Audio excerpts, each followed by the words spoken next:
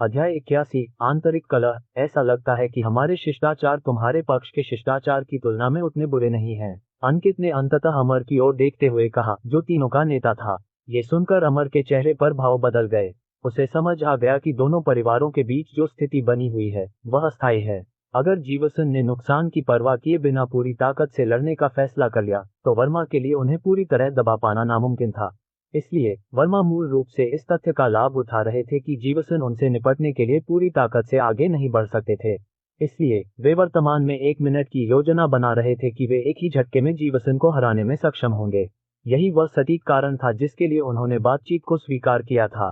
बातचीत सिर्फ कुछ ऐसी चीज थी जिसका इस्तेमाल वे समय खरीदने के लिए करने जा रहे थे।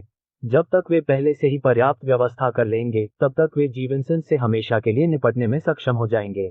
इसलिए अभी अमर उनके बीच बातचीत को विफल नहीं होने दे सकता था। अन्यथा उसे नहीं पता था कि अगर बातचीत विफल हो गई तो जीवन संगिनी क्या करेगी। यही वह सटीक कारण था जिसकी वजह से वे नहीं गए थे, जबकि अंकित ऐसा व्यवहार नहीं कर रहा था जैसे कि उसे कोई नुकसान हो। इसलिए जब रूथ को लगने लगा कि वे यहाँ बेहतर स्थिति में हैं, तो वह निश्चित रूप से उनके लिए चीजें मुश्किल बनाने की कोशिश कर रही थी। इसके अलावा अमर को एक और बात से निपटना था। वह ये कि अंकित से निपटने के अलावा उसे एंड्रू से भी निपटना था। दोनों के बीच एक तरह की प्रतिस्पर्धा थी। अमर के पिता कोई और नहीं बल्कि पृथ्वी थे, जबकि एंड्रू के पिता रुद्र थे। जिस तरह पृथ्वी और एंड्रू एक दूसरे से प्रतिस्पर्धा कर रहे थे, उसी तरह दोनों युवा भी एक दूसरे से प्रतिस्पर्धा कर रहे थे। तो ये स्पष्ट था कि जब भी कोई मौका होगा एंड्रू उसे ले लेगा। और अभी रूथ की हरकत ने पहले ही एंड्रू को इस स्थिति में एक फायदा दे दिया था। आखिरकार रूथ अमर की छोटी बहन थी। चचेरे भाई, तुम अपनी बहन को नियंत्रित क्यों नहीं करते? उसे इस स्थिति में नहीं बोलना चाहिए, है ना? एंड्रू ने चेहरे पर चिंता के भाव के साथ पूछा, लेकिन उसकी आवाज में चिंता का भाव नहीं था। अमर ने कोई जवाब नहीं दिया। वह समझ गया कि एंड्रू ज्यादातर चुप रहता है, लेकिन ये लड़का काफी समझदार है और षड्यंत्र रच रहा है। इसलिए उसके लिए ज्यादा न बोलना ही बेहतर था, वरना एंड्रू उसे मारने का मौका ढूंढ लेगा। रूथ, तुम्हें इस दौरान चुप रहना होगा। तुम्हें बोलने की अनुमति नहीं है। अमर ने रूथ की ओर देखते हुए दृढ़ता से कहा। मैं क्यों न बोलूं? आप लोग इन लोगों के प्रति इतने नर्म हैं। आप उनकी बात क्यों सुन रहे हैं? उन्हें हमारी हर आज्ञा सुननी चाहिए ताकि वे अपने परिवार को बर्बाद होने से बचा सकें। रूथ हार मानने को तैयार नहीं थी, इसलिए उसने तुरंत अमर से बहस की। अमर के चेहरे पर नसें उभर आई थीं। अगर यह सच न होता कि रूथ को उसके माता पिता लाड़ प्यार दे रहे थे, तो वह उसे पहले ही पीट चुका होता। क्या उसे बेवकूफ बनना था और उन बातों में इतनी बेवकूफी और अहंकार से बात करनी थी जिन्हें वह समझती ही नहीं थी? मैंने तुमसे कहा था कि तुम्हें यहाँ चुप रहना होगा, नहीं तो मैं तुम्हें यहाँ से निकाल दूंगा, अमर ने चेहरे पर ठंडा भाव लाते हुए कहा। एंड्रू ने कुछ नहीं कहा और केवल दोनों भाई बहनों को एक दूसरे से झगड़ते हुए देखा। ये कुछ ऐसा था जिसे वह हासिल करना चाहता था, इसलिए भले ही यह उसके लिए बहुत सफल नहीं था, फिर भी दोनों भाई बहनों को एक दूसरे से बहस करते देखना काफी रोमांचक था। अंकित ने कुछ नहीं कहा और दोनों के बीच कहासुनी बंद होने का इंतजार किया। दूसरी तरफ शर्वानी अपने फोन पर किसी से बात करती दिखी, जबकि क्रिश चुप रहा और स्थिति पर नजर रखता रहा। जब उसने देखा कि कैसे दोनों भाई बहन आपस में बहस कर रहे थे, तो उसे थोड़ा अजीब लगा। ये स्पष्ट था कि इस युवती को यहाँ नहीं होना चाहिए था जहाँ बहुत महत्वपूर्ण बातचीत हो रही थी, लेकिन किसी तरह वह यहाँ आ गई थी। बेशक जिस चीज ने उसे इस जगह पर रहने से अयोग्य ठहराया वह उसका पद नहीं था, बल्कि इसके बजाय ये केवल उसके चरित्र के कारण था। उस चरित्र की वजह से उन्हें निश्चित रूप से बहुत नुकसान उठाना पड़ा।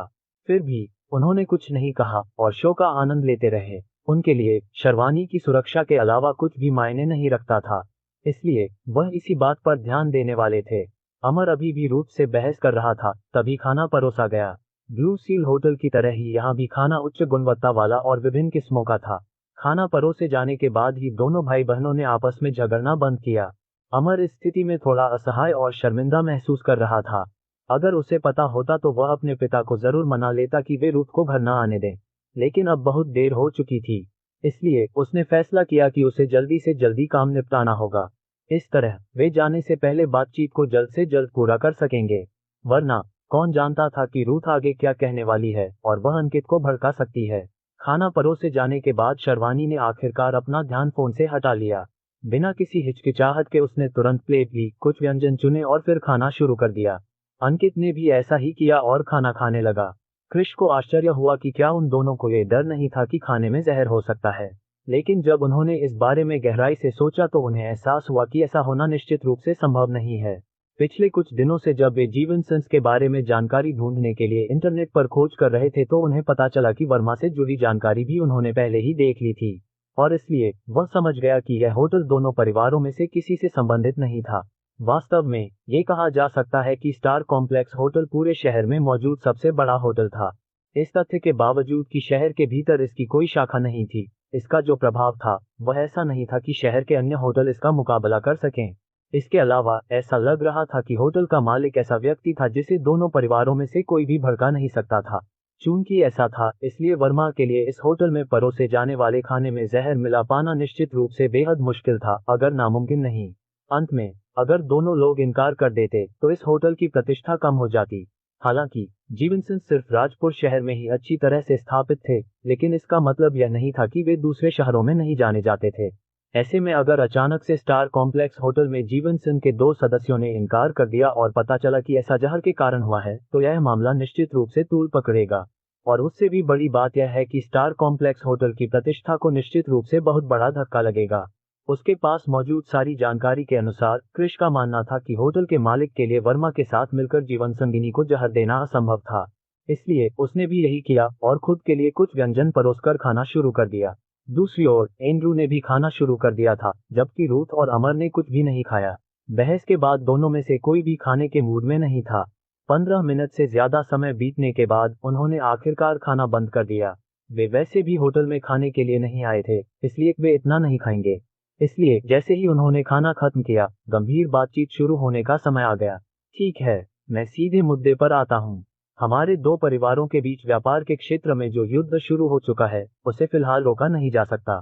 इसलिए हमारे लिए अचानक पीछे हटना असंभव है। हमें एक दूसरे के खिलाफ प्रतिस्पर्धा जारी रखनी होगी, क्योंकि हम वैसे भी व्यापार जगत में प्रतिद्वंद्वी हैं। अभी हम जो एकमात्र काम कर सकते हैं, वह है अपने परिवार से निपटने के लिए किसी अन्य तरीके का उपयोग करने से बचना। तुम क्या सोचते हो? अमर ने अंकित की ओर देखते हुए पूछा। अंकित ने यह सुनकर मुंह सिकोड़ लिया। वह बातचीत के लिए यहाँ इसलिए आया था कि न केवल ये सुनिश्चित कर सके कि वर्मा उसकी बहन पर हमला करना बंद कर दे, बल्कि यह भी पता लगाना था कि वे उन पर हमला क्यों कर रहे थे। ये सच हो सकता है कि वे दोनों एक दूसरे से प्रतिस्पर्धा कर रहे थे और उनके बीच झगड़ा भी था, लेकिन यह निश्चित रूप से उनके लिए मौत तक लड़ने के लिए पर्याप्त नहीं था। ये सही है, वर्मा अभी जिस रणनीति का इस्तेमाल कर रहे थे उससे ये स्पष्ट था कि वे जीवन के साथ मरने को तैयार थे। फिर भी उन्हें क्या फायदा होने वाला था? खैर, जीवंस को वर्मा के उन पर हमले के पीछे की असली वजह के बारे में पता नहीं था। यह अच्छी बात है कि आप मेरी बहन को फिर से निशाना नहीं बनाने जा रहे हैं। फिर भी ये पर्याप्त नहीं है। मैं कारण जानना चाहता हूँ कि आपका परिवार मेरे परिवार को क्यों निशाना बना रहा है। मेरा मानना है कि हम व्यापार जगत में प्रतिस्पर्धा करते हैं, लेकिन आपके लिए हमारे व्यापार को इस हद तक नुकसान पहुंचाना पर्याप्त नहीं है न? अंकित ने भौहें सिकोड़ते हुए पूछा। अध्याय 82, बड़ी योजना। यह अच्छी बात है कि आप मेरी बहन को फिर से निशाना नहीं बनाने जा रहे हैं। फिर भी ये पर्याप्त नहीं है। मैं कारण जानना चाहता हूं कि आपका परिवार मेरे परिवार को क्यों निशाना बना रहा है। मेरा मानना है कि हम व्यापार जगत में प्रतिस्पर्धा करते हैं, लेकिन आपके लिए हमारे व्यापार को इस हद तक नुकसान पहुंचाना पर्याप्त नहीं है न? अंकित ने भौहें सिकोड़ते हुए पूछा। अमर ने अंकित की ओर मुस्कुराते हुए देखा। फिर उसने कहा, इस बार बातचीत का उद्देश्य सिर्फ ये था कि हम जीवनसेंस परिवार के किसी भी सदस्य पर हमला न करें, लेकिन व्यापार से जुड़ा मामला निश्चित रूप से ऐसा कुछ नहीं है जिसे हम इतनी आसानी से रोकने जा रहे हैं।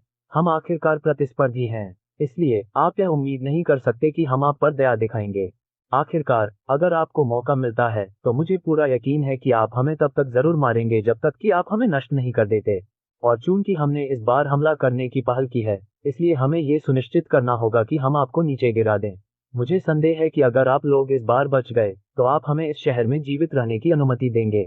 इसलिए चूंकि 2 बाघ एक ही पहाड़ पर जीवित नहीं रह सकते, इसलिए हमारे पास दूसरे बाघ को खत्म करने के अलावा कोई और विकल्प नहीं है।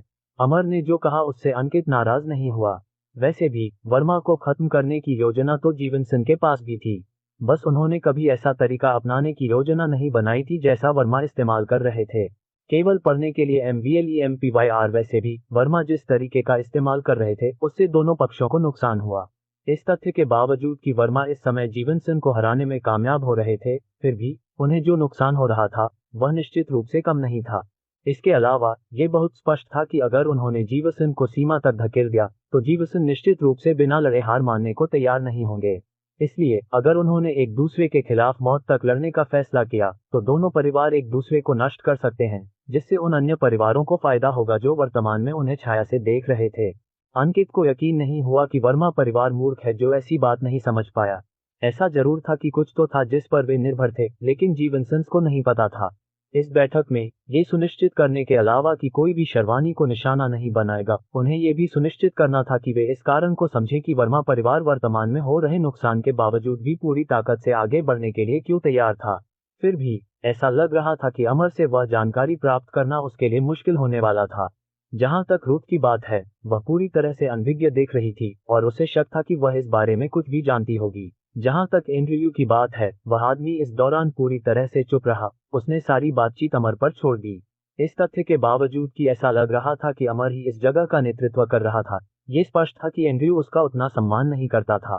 तो यह आदमी अमर के सम्मान में चुप नहीं रह रहा था, बल्कि ऐसा लग रहा था कि वह अपनी कोई योजना बना रहा था।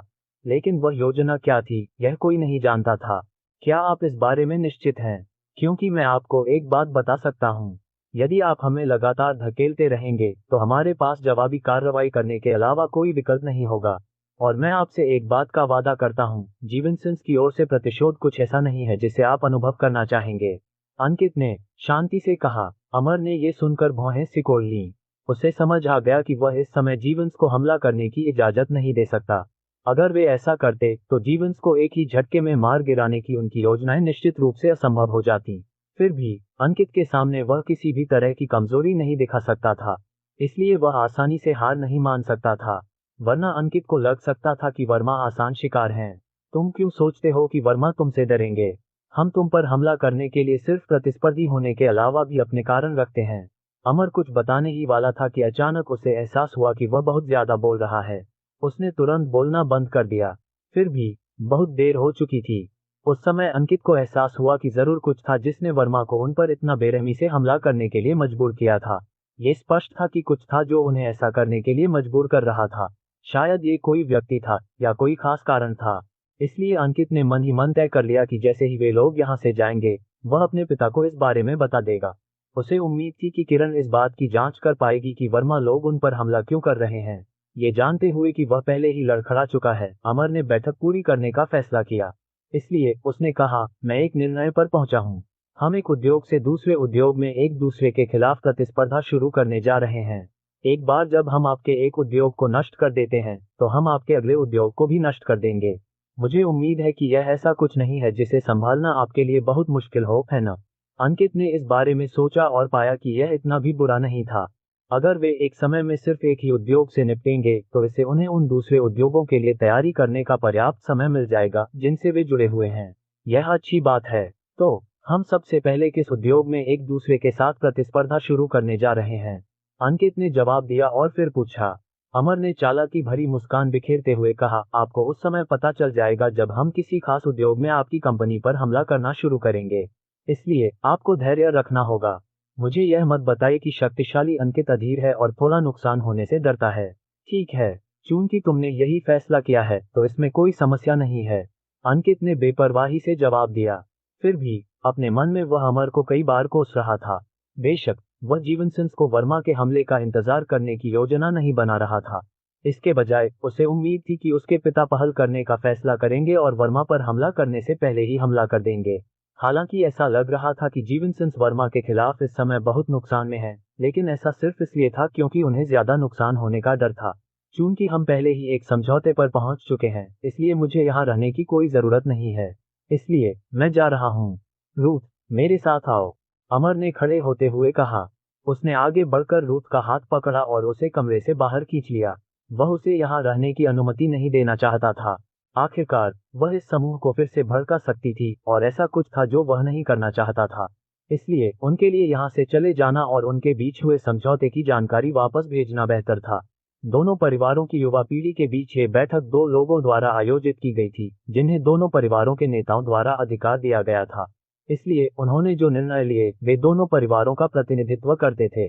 बेशक उनके आने से पहले ही उन्हें बता दिया गया था कि वे किस सीमा तक स्वीकार कर सकते हैं और इसी तरह की अन्य बातें। इसलिए वर्तमान में पहले से ही एक समझौते पर आ जाने के बाद ये स्पष्ट था कि वे जिस बात पर सहमत हुए थे वह उनके द्वारा कहे जाने वाले शब्दों से परे नहीं थी। अमर जाते हुए मन ही मन सोच रहा था, बस तुम लोग इंतजार करो। अगर हम अगले कुछ दिनों में तुम पर ज्यादा हमला न भी करें तो कोई बात नहीं, फिर भी एक बार जब योजना बन जाएगी तो हम तुम सबको एक साथ खत्म कर देंगे। उस समय हम जो नुकसान झेल रहे हैं उसे कम कर पाएंगे और हमें वह समर्थन मिल सकेगा जिसकी हमें चाहत है। ये सही है। वर्मा ने कभी भी जीवन सिंह के साथ बातचीत करने की योजना नहीं बनाई थी। वे केवल समय खरीदना चाहते थे और चूंकि वे पहले ही एक समझौते पर पहुंच चुके थे इसलिए ये स्पष्ट था कि वे अपनी जरूरत के समय को खरीदने के लिए अपनी किसी एक कंपनी का इस्तेमाल करेंगे। एक बार जब सब कुछ ठीक हो जाता तो वे एक चौतरफा हमला करते और जीवन सिंह को चौंका देते। ये वह समय होता जब जीवन सिंह नष्ट हो जाते और वर्मा पूरे शहर के शासक बन जाते।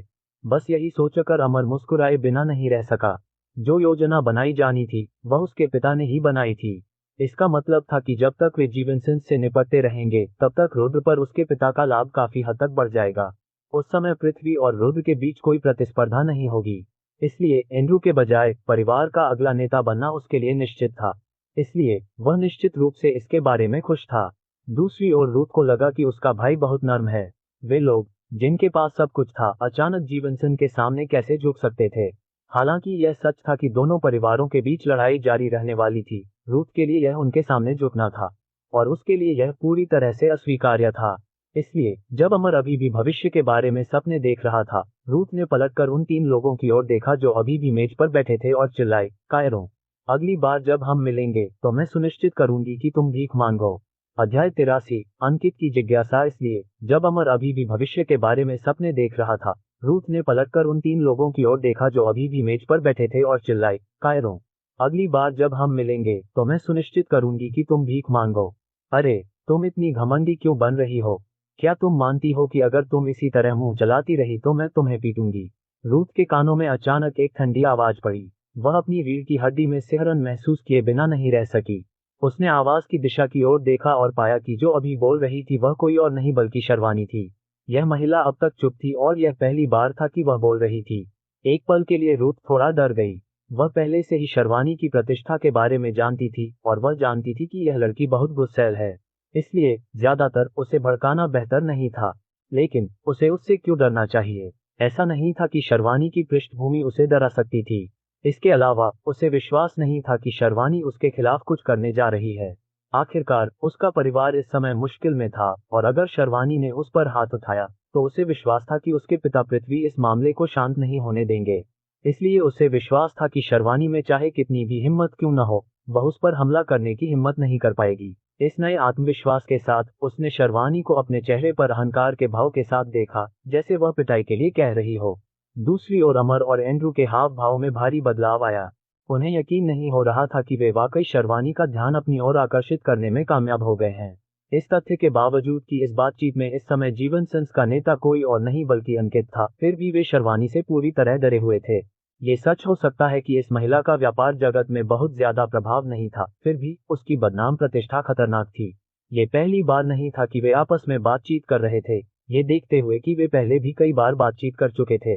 इसके अलावा उनमें से हर एक को किसी न किसी समय उसके हाथों कष्ट सहना पड़ा था। उन्होंने उसे कम आंका था और अंत में उन्हें मार पड़ी। जहां तक परिवार के इस तरह की किसी घटना में शामिल होने की बात है तो उन्हें यकीन ही नहीं था कि ऐसा कुछ होने वाला है। आखिरकार बलों के अनुसार ये तो बस बच्चों का खेल था। इसके अलावा इस तथ्य के बावजूद कि शर्वानी ने उन्हें पीटा था, उन्हें बहुत ज्यादा चोटें नहीं आईं। इसलिए वे अस्पताल गए बिना भी कुछ ही दिनों में ठीक हो गए। इसलिए यही कारण था कि उस समय उन्हें नजरअंदाज किया गया था और किसी ने शर्वानी के खिलाफ कोई कार्रवाई नहीं की थी। और अभी रूथ ने पहले ही शर्वानी को भड़का दिया था। अगर इस महिला ने कार्रवाई करने का फैसला किया तो उसे इस बात की परवाह नहीं होगी कि वे इस समय स्टार कॉम्प्लेक्स होटल के अंदर हैं। वह एक ऐसी इंसान थी जो कभी भी किसी व्यक्ति के द्वारा परेशान किए जाने पर उसके परिणामों की परवाह नहीं करती थी। जब भी उसे मौका मिलता वह हमेशा अपना गुस्सा जाहिर करती थी। अच्छा हुआ कि रूथ ने शर्वानी को घूरने के अलावा कुछ और नहीं कहा, वरना अमर को लगता था कि शर्वानी कोई कदम उठाने से नहीं हिचकिचाती। वह नहीं चाहता था कि मामला और बढ़े, इसलिए उसने तुरंत रूथ को खींच लिया और वे जल्दी से जल्दी वहां से चले गए। चूंकि बातचीत पहले ही समाप्त हो चुकी थी, इसलिए उन्हें कोई और नाटक शुरू करने की जरूरत नहीं थी। दूसरी ओर रूथ पूरी तरह से निर्दयी थी। वह इस बात से नाराज थी कि अमर उसे दूर खींच रहा था। इसके अलावा क्या ऐसा लग रहा था कि वह शर्वानी से डरता था? क्या वह वाकई एक मर्द था? वह गर्व कहाँ था जो उसे मर्द होने के नाते था? वह एक ऐसी जवान लड़की से कैसे डर सकता था जो खुद से बहुत छोटी थी? इस पल उसने तुरंत अपने भाई का तिरस्कार किया। उसके दिल में घृणा तभी और बढ़ गई जब उसने देखा कि एंड्रू भी अमर जैसी ही स्थिति में लग रहा था। कमरे में वापस आकर अंकित ने राहत की सांस ली। बेशक उसे इस बात से राहत मिली कि रूथ के उकसावे के बावजूद शर्वानी ने कोई कार्रवाई नहीं की। अगर वह इस समय कोई कदम उठाती तो थोड़ी परेशानी होती। आखिरकार इस समय वे उनके क्षेत्र में नहीं थे। इसके अलावा ये स्टार कॉम्प्लेक्स होटल था जिसकी पृष्ठभूमि ऐसी नहीं थी कि जीवनसन भी आसानी से भड़क सकें। चलो चलते हैं। तुम्हें अब और परेशानी नहीं उठानी चाहिए, वरना तुम वर्मा के अलावा हमारे परिवार के लिए भी और परेशानी खड़ी कर दोगे, अंकित ने खड़े होते हुए कहा। शर्वानी ने बस नाक भान से कुड़ी। फिर उसने अपना फोन रख दिया और सीट से उठ गई। फिर वे तीनों होटल से बाहर निकल गए और फिर भूमिगत पार्किंग स्थल पर वापस आ गए। डिस्कवर स्टोरीज MVLEMPYR हमेशा की तरह शर्वानी फरारी एफआर स्पाइडर में बैठ गई। दूसरी तरफ अंकित BMW में बैठ गया। क्रिश शर्वानी की फरारी में बैठने ही वाला था कि अचानक अंकित ने उसे BMW में आने के लिए बुलाया। क्रिश एक पल के लिए झिझका। आखिरकार इस तथ्य के बावजूद कि वह जीवंस के लिए काम कर रहा था, वह शर्वानी का अंगरक्षक था। इसलिए उसे उसकी सुरक्षा सुनिश्चित करने के लिए जहां भी वह हो वहां मौजूद रहना चाहिए। लेकिन इस बारे में बहुत सोचने के बाद उसने अंकित के साथ जुड़ने का फैसला किया। किसी भी मामले में अगर कोई ऐसी चीज थी जिसमें शर्वानी शामिल होने वाली थी, तो सिस्टम उसे इसके बारे में एक संकेत और एक मिशन देगा, कम से कम उसे उम्मीद थी। शर्वानी को थोड़ी हैरानी हुई जब उसने देखा कि क्रिश उसके साथ कार में नहीं आया। फिर भी उसने कुछ नहीं कहा क्योंकि उसे लगा कि अंकित ने ही उसे बुलाया था। ऐसा लग रहा था कि वह क्रिश से कुछ बात करना चाहता था। उसे इसकी परवाह नहीं थी। इसके बजाय वह बस इस बात को लेकर उत्साहित थी कि उसे बाद में क्या मिलने वाला है। आखिरकार उसने इस बार कोई परेशानी नहीं पैदा की थी और इसलिए उसे विश्वास था कि किरण उसे वह इनाम देने जा रहा है जिसका उसने वादा किया था। आजादी का एक पूरा हफ्ता। ये कुछ ऐसा था जो उसे काफी समय से कभी नहीं मिला था। इसलिए वह घर वापस जाने के लिए थोड़ी अधीर थी ताकि वह इनाम पा सके जो वह चाहती थी। दूसरी तरफ जैसे ही क्रिश BMW के अंदर गया, अंकित ने तुरंत गाड़ी चलाना शुरू कर दिया और शर्वानी के पीछे पीछे चला गया जो पहले ही पार्किंग से निकल चुकी थी। कुछ देर तक गाड़ी में सन्नाटा छाया रहा जब तक कि वे स्टार कॉम्प्लेक्स होटल के आसपास से पूरी तरह बाहर नहीं निकल गए। तभी अंकित ने क्रिश की ओर देखा और कहा, क्रिश, मैं एक बात जानने को उत्सुक हूँ। क्रिश ने अपनी भौहें उठाईं और अंकित की ओर देखा, ये सोचकर हैरान था कि इस लड़के को किस बात की उत्सुकता है। आप जानते हैं, जब हमने आपकी पृष्ठभूमि की जांच की तो हमें पता चला कि आप एक खास संगठन में शामिल हो गए हैं। ये संगठन काफी प्रतिष्ठित है और जो भी व्यक्ति इस संगठन में शामिल हुआ है वह असाधारण कौशल और क्षमताओं के साथ निकला है, अंकित ने कहा। क्रिश अपनी भौहें थोड़ी ऊपर उठाए बिना नहीं रह सका। आखिर यह आदमी क्या बात कर रहा था? वह किस संगठन में शामिल हो गया? जब तक उसे याद है वह कभी किसी संगठन में शामिल नहीं हुआ था। क्या ऐसा हो सकता है कि जब वे उसके बारे में जानकारी जुटा रहे थे तब कोई गलती हो गई थी? यही वह क्षण था जब क्रिश को लगा कि शायद उन्हें यह विश्वास हो गया था कि वह इस संगठन में चला गया है, इसलिए उन्होंने अचानक उसे रखने का फैसला किया। उसे रखने का फैसला करके क्रिश ये संकेत दे रहा था कि जीवनसिंह उस बूढ़े व्यक्ति से जुड़े मामले में शामिल थे। उन्होंने उसे सबसे अच्छे अस्पताल में भर्ती कराया था और वे सभी मेडिकल बिलों के प्रभारी थे। ये निश्चित रूप से ऐसा कुछ नहीं था जो उन्होंने बिना किसी कारण के किया होगा। अब तक उसने जो योग्यताएं प्रदर्शित की थी उससे ये स्पष्ट था कि वह काफी कुशल था। इसलिए वे यह मानते रहे कि क्रिश किसी खास संगठन से था और संगठन जिसका नाम क्रिश को नहीं पता था। जब क्रिश ने सोचा कि अंकित किस संगठन की बात कर रहा है तो अंकित ने आगे कहा, अब तक आपने युद्ध क्षमता और ड्राइविंग कौशल दोनों का प्रदर्शन किया है जो सामान्य स्तर से परे है। मैं ये जानने को उत्सुक हूँ कि तुम्हारे पास वास्तव में कितनी योग्यताएं हैं। क्या तुम्हारे पास कोई और योग्यता है? अंकित ने क्रिश की ओर देखते हुए पूछा। अंकित के सवाल से क्रिश को आखिरकार अपने विचारों से बाहर निकाला गया। फिर भी उसे समझ नहीं आया कि इस बार क्या जवाब दे। उसके पास जो क्षमताएं थीं वे पहले ही प्रदर्शित हो चुकी थीं। बेशक वह ये नहीं कह सकता था कि उसके पास केवल यही क्षमताएं थीं। आखिरकार जब तक वह मिशन पूरा करता रहेगा उसे और भी कौशल और योग्यताएं मिलेंगी। इसके अलावा वह ये भी नहीं कह सकता था कि उसके पास फिलहाल कोई और हुनर भी है। आखिरकार अगर उससे पूछा जाता कि उसके पास कौन कौन से हुनर हैं, तो वह इस बात को लेकर निश्चित नहीं था कि वह क्या जवाब देगा। आखिरकार मिशनों से मिलने वाले पुरस्कार हमेशा सिस्टम द्वारा तय किए जाते थे। जैसे ही कृष विचार कर रहा था, अचानक एक संकेत उसके सामने प्रकट हुआ। होस्ट के किसी संगठन में शामिल होने की जानकारी सिस्टम द्वारा बदली गई थी। ये बैकग्राउंड एडिटिंग पर सिस्टम द्वारा होस्ट को दिया गया इनाम था। ये सिर्फ ये सुनिश्चित करने के लिए है कि मेजबान को उसकी योग्यता पर संदेह न हो, इस तथ्य के बावजूद कि उसे कभी कोई प्रशिक्षण नहीं मिला था। अध्याय 84। एक वादा। होस्ट के किसी संगठन में शामिल होने की जानकारी सिस्टम द्वारा बदली गई थी। ये बैकग्राउंड एडिटिंग पर सिस्टम द्वारा होस्ट को दिया गया इनाम था।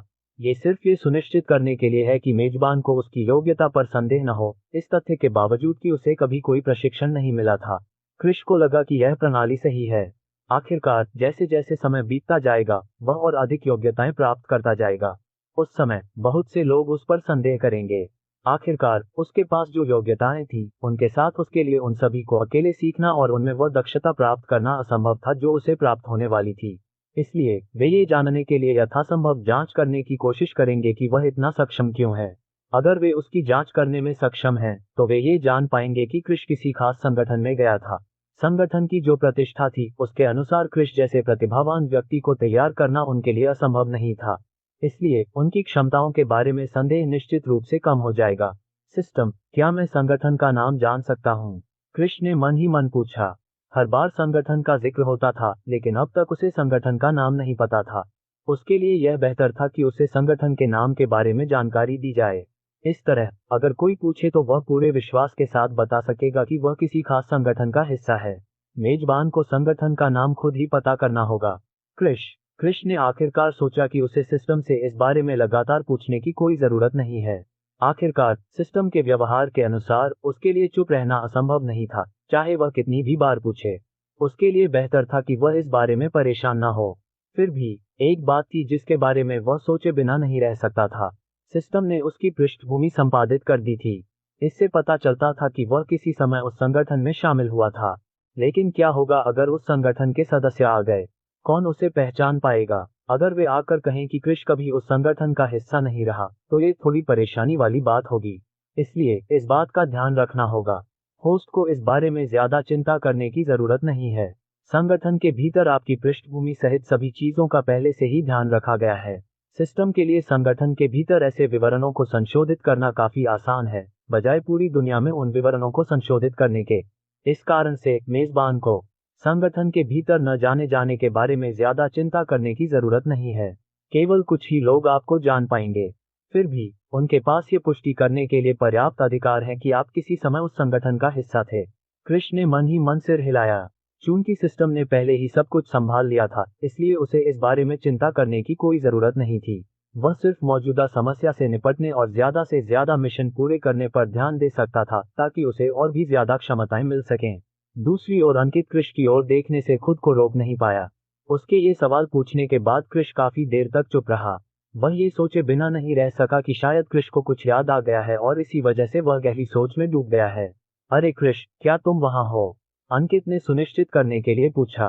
तभी कृष को याद आया कि वह अभी भी कार में अंकित के साथ है। अच्छा हुआ कि वह अपने दिमाग के जरिए सिस्टम से संवाद कर पाया, वरना अंकित को कृष को हवा से बात करते देखना जरूर अजीब लगता। ओह हाँ, मैं यहाँ हूँ, कृष ने अपने विचारों से बाहर आते हुए जवाब दिया। मैंने जो प्रश्न पूछा है, क्या उसमें कुछ गड़बड़ है? आप उत्तर न देने का निर्णय ले सकते हैं, क्योंकि हो सकता है कि यह आपको किसी ऐसी बात की याद दिला दे जिसे आप याद नहीं रखना चाहते, अंकित ने कहा। कृष ने उसकी ओर देखा और अंकित नाम के इस लड़के के बारे में उसकी धारणा थोड़ी बेहतर हुई। फिर भी उसने आगे बढ़कर जवाब दिया, मेरे पास और भी बहुत से कौशल हैं। फिर भी उन्हें प्रदर्शित करना मेरे लिए परिस्थिति पर निर्भर करता है। बेशक मैं यह नहीं कह सकता कि मेरे पास दुनिया के सभी कौशल हैं। फिर भी कुछ परिस्थितियों में कुछ विशेष कौशल की आवश्यकता हो सकती है। हो सकता है कि मेरे पास वे कौशल हों। अंकित ने अवाक होकर कृष की ओर देखा। क्या ये लड़का शेखी बघार रहा था? आखिर वह क्या कहना चाह रहा था? इस तथ्य के बावजूद कि वह वास्तव में उस संगठन में शामिल हो चुका था, क्या उसकी उम्र के बावजूद उसके पास इतने सारे कौशल होना वास्तव में संभव था? हाँ, हो सकता है कि उसके पास हुनर हो, लेकिन उन हुनरों में उसकी दक्षता काफी कम हो। आखिरकार हर चीज में महारत हासिल करना असंभव था, जब तक कि कृष एक समय में एक हुनर पर ध्यान केंद्रित न करे। फिर भी इस तथ्य के बावजूद कि उसने सोचा कि कृष बस शेखी बघार रहा था, उसे इस बात पर संदेह नहीं था कि कृष के पास काफी कौशल हैं। आखिरकार कोई भी कभी नहीं सोच सकता था कि कृष के पास इतना अविश्वसनीय ड्राइविंग कौशल है, जब तक कि उन्हें पता न हो कि वह उस समय वाहन चला रहा था जो उस समय इंटरनेट पर ट्रेंड कर रहा था। काफी देर तक गाड़ी में सन्नाटा छाया रहा, फिर अंकित ने फिर से बोलना शुरू किया। ये सब बातें छोड़कर मैं आपको हमारे लिए जो कुछ भी किया है उसके लिए धन्यवाद देना चाहता हूँ। आप मेरे चाचा विशाल को बचाने में कामयाब रहे और उससे भी बढ़कर आपने मेरी छोटी बहन शर्वानी की सुरक्षा सुनिश्चित की है। आपने कई खतरों का सामना किया है और आपको जो वेतन मिल रहा है वह निश्चित रूप से किसी को आपकी क्षमताओं और आपके द्वारा संभाले जा रहे कर्तव्यों के अनुरूप भुगतान करने के लिए पर्याप्त नहीं है। मैं बाद में अपने पिता से बात करूंगा। मुझे पूरा यकीन है कि उन्होंने तुम्हारी तनख्वाह बढ़ाने का इंतजाम कर लिया होगा। आपको इस बारे में चिंता करने की जरूरत नहीं है। मैंने आपके चाचा को इसलिए बचाया क्योंकि मेरे पास क्षमता थी और मैं उस समय मौजूद था। मेरे लिए यह असंभव था कि मेरी मौजूदगी में उन्हें कोई नुकसान पहुंचे। अगर कोई दूसरा व्यक्ति होता तो मैं भी निश्चित रूप से ऐसा ही करता। कृष ने सहजता से जवाब दिया। बेशक उस समय वह जो कह रहा था उसका वास्तव में यही मतलब था। जहां तक शर्वानी की सुरक्षा की बात है तो यह मेरा कर्तव्य है। इसके अलावा आपको मेरे वेतन के बारे में ज्यादा चिंता करने की जरूरत नहीं है। यह अच्छी बात है कि आपने अस्पताल के बिलों का भुगतान करने में मेरी मदद कर दी है। इतना तो पहले ही समझ में आ चुका है। इसलिए आपको अपनी बहन की सुरक्षा में शामिल खतरे के कारण मेरे दलबदल के बारे में चिंता करने की जरूरत नहीं है। इसलिए आप निश्चिंत रहें कि मैं उसकी सुरक्षा सुनिश्चित करने की पूरी कोशिश करूंगा। कृष ने अंकित को कुछ भी कहने का मौका दिए बिना अपनी बात जारी रखी। अंकित, जिसका मुंह पहले से ही खुला था, चुप रहने का फैसला कर चुका था। लेकिन इस समय उसके दिल में उसने पहले ही तय कर लिया था कि चाहे कुछ भी हो वह कृष की जहां भी संभव होगा मदद करेगा। कृष जैसा व्यक्ति पाना इतना आसान नहीं था। बेशक कृष धोखा दे सकता था लेकिन फिर भी वह उसे संदेह का लाभ दे सकता था। इस तथ्य के बावजूद कि कृष के प्रति उसकी सतर्कता पूरी तरह से गायब नहीं हुई थी, फिर भी ये कहा जा सकता था कि अब वह कृष पर पहले से कहीं ज्यादा भरोसा करता था। जीवन सिंह के घर वापस आने के बाकी सफर में दोनों ने चुप्पी साधे रखी।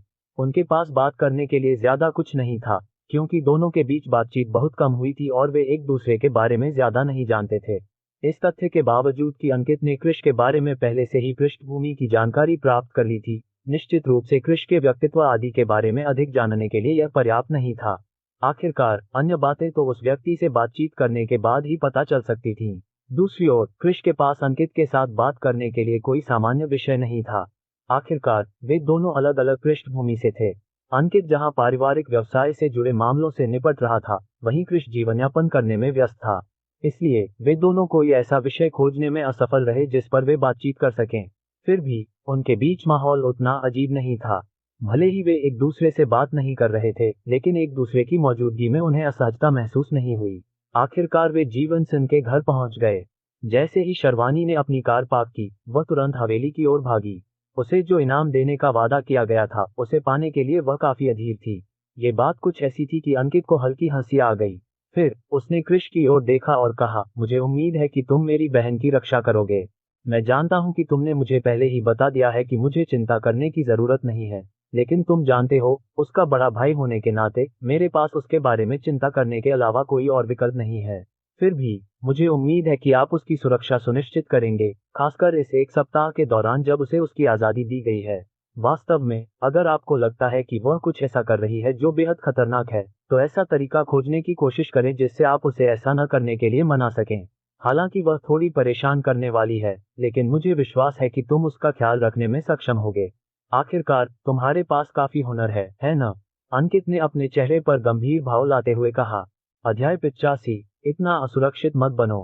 हालांकि वह थोड़ी परेशान करने वाली है, लेकिन मुझे विश्वास है कि तुम उसका ख्याल रखने में सक्षम होगे। आखिरकार तुम्हारे पास काफी कौशल है ना?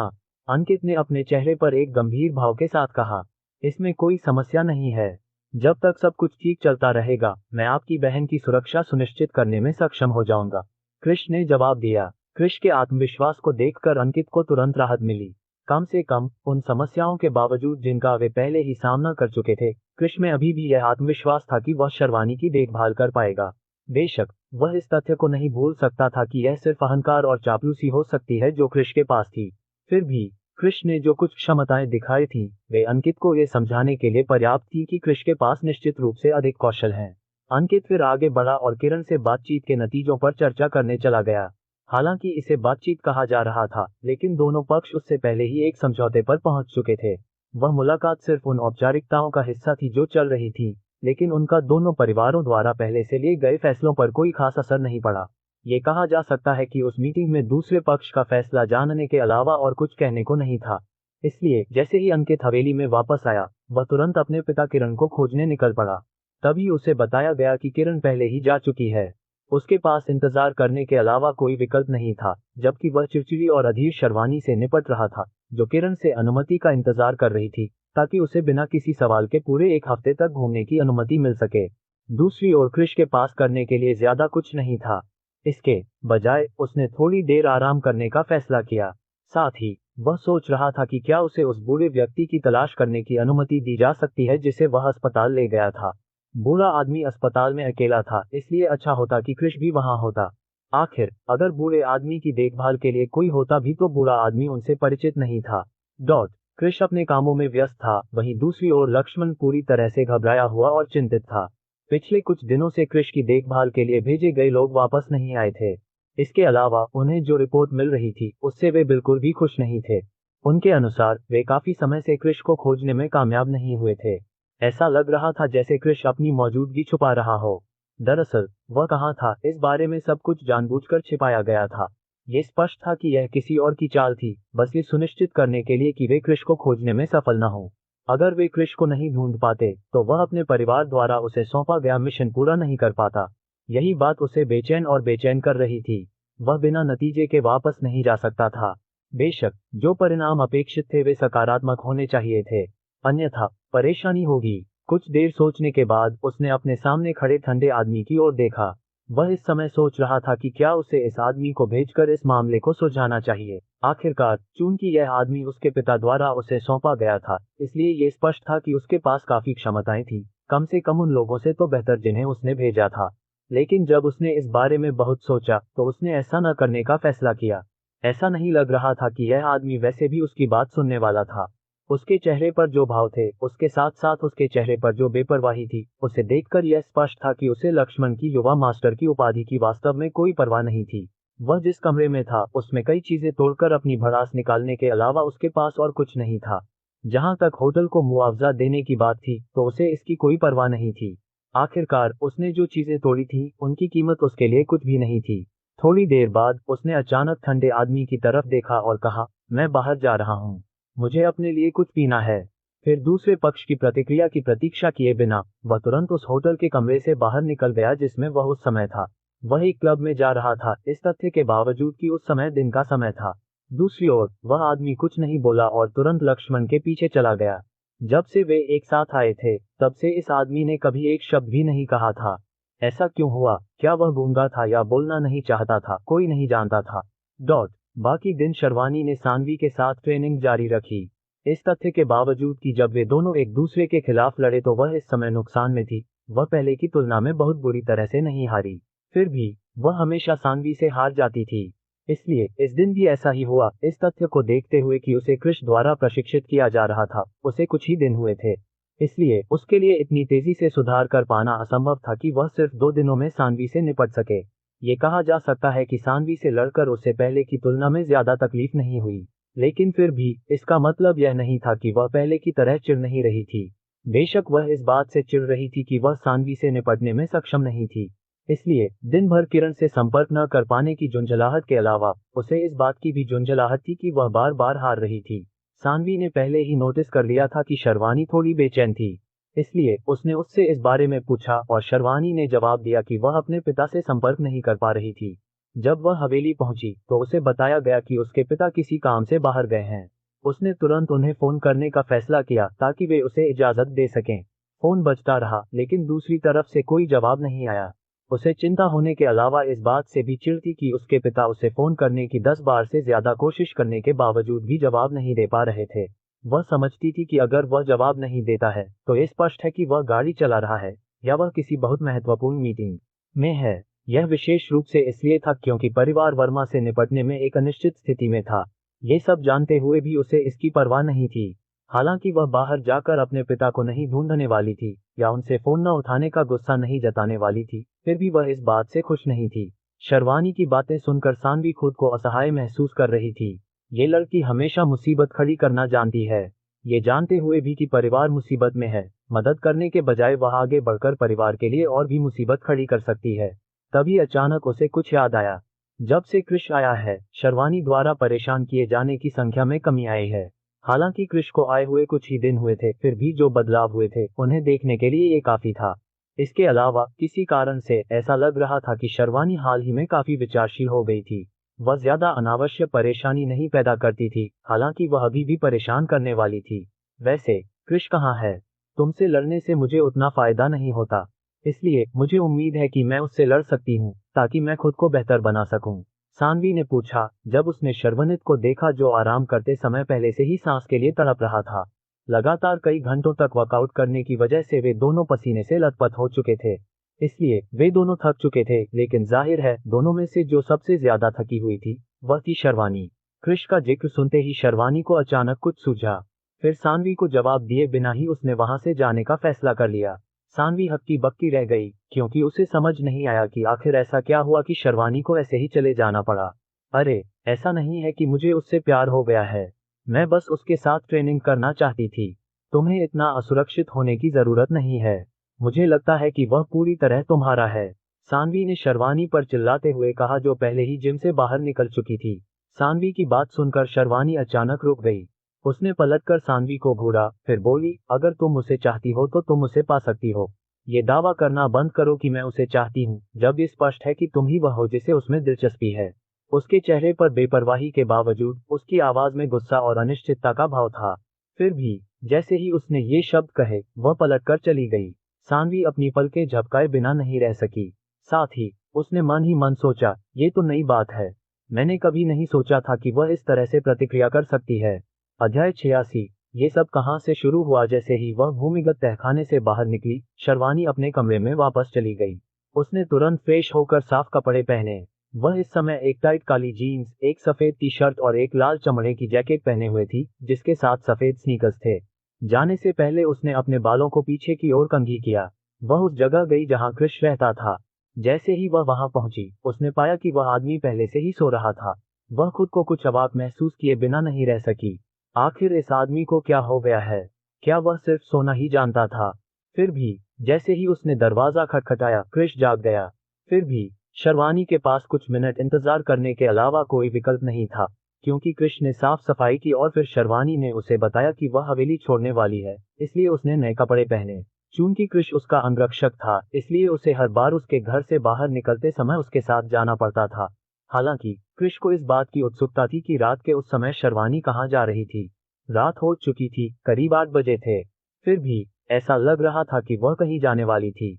हालांकि उसे नहीं पता था कि वह कहाँ जाना चाहती है, फिर भी उसे उसके साथ जाना था।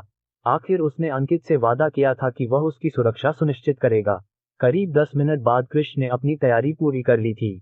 उसने अभी काले रंग के स्पोर्ट्स शूज, नीली फिटिंग वाली जीन्स, सफेद शर्ट और हरे रंग की हुड जैकेट पहन रखी थी। वे दोनों शर्वानी की फरारी F8 स्पाइडर में परिसर से बाहर निकल गए। चूंकि शर्वानी ही गाड़ी चला रही थी, इसलिए कृष ने पूरे रास्ते चुप्पी साधे रखी, क्योंकि वह उस सड़क को देख रहा था जिस पर वे जा रहे थे।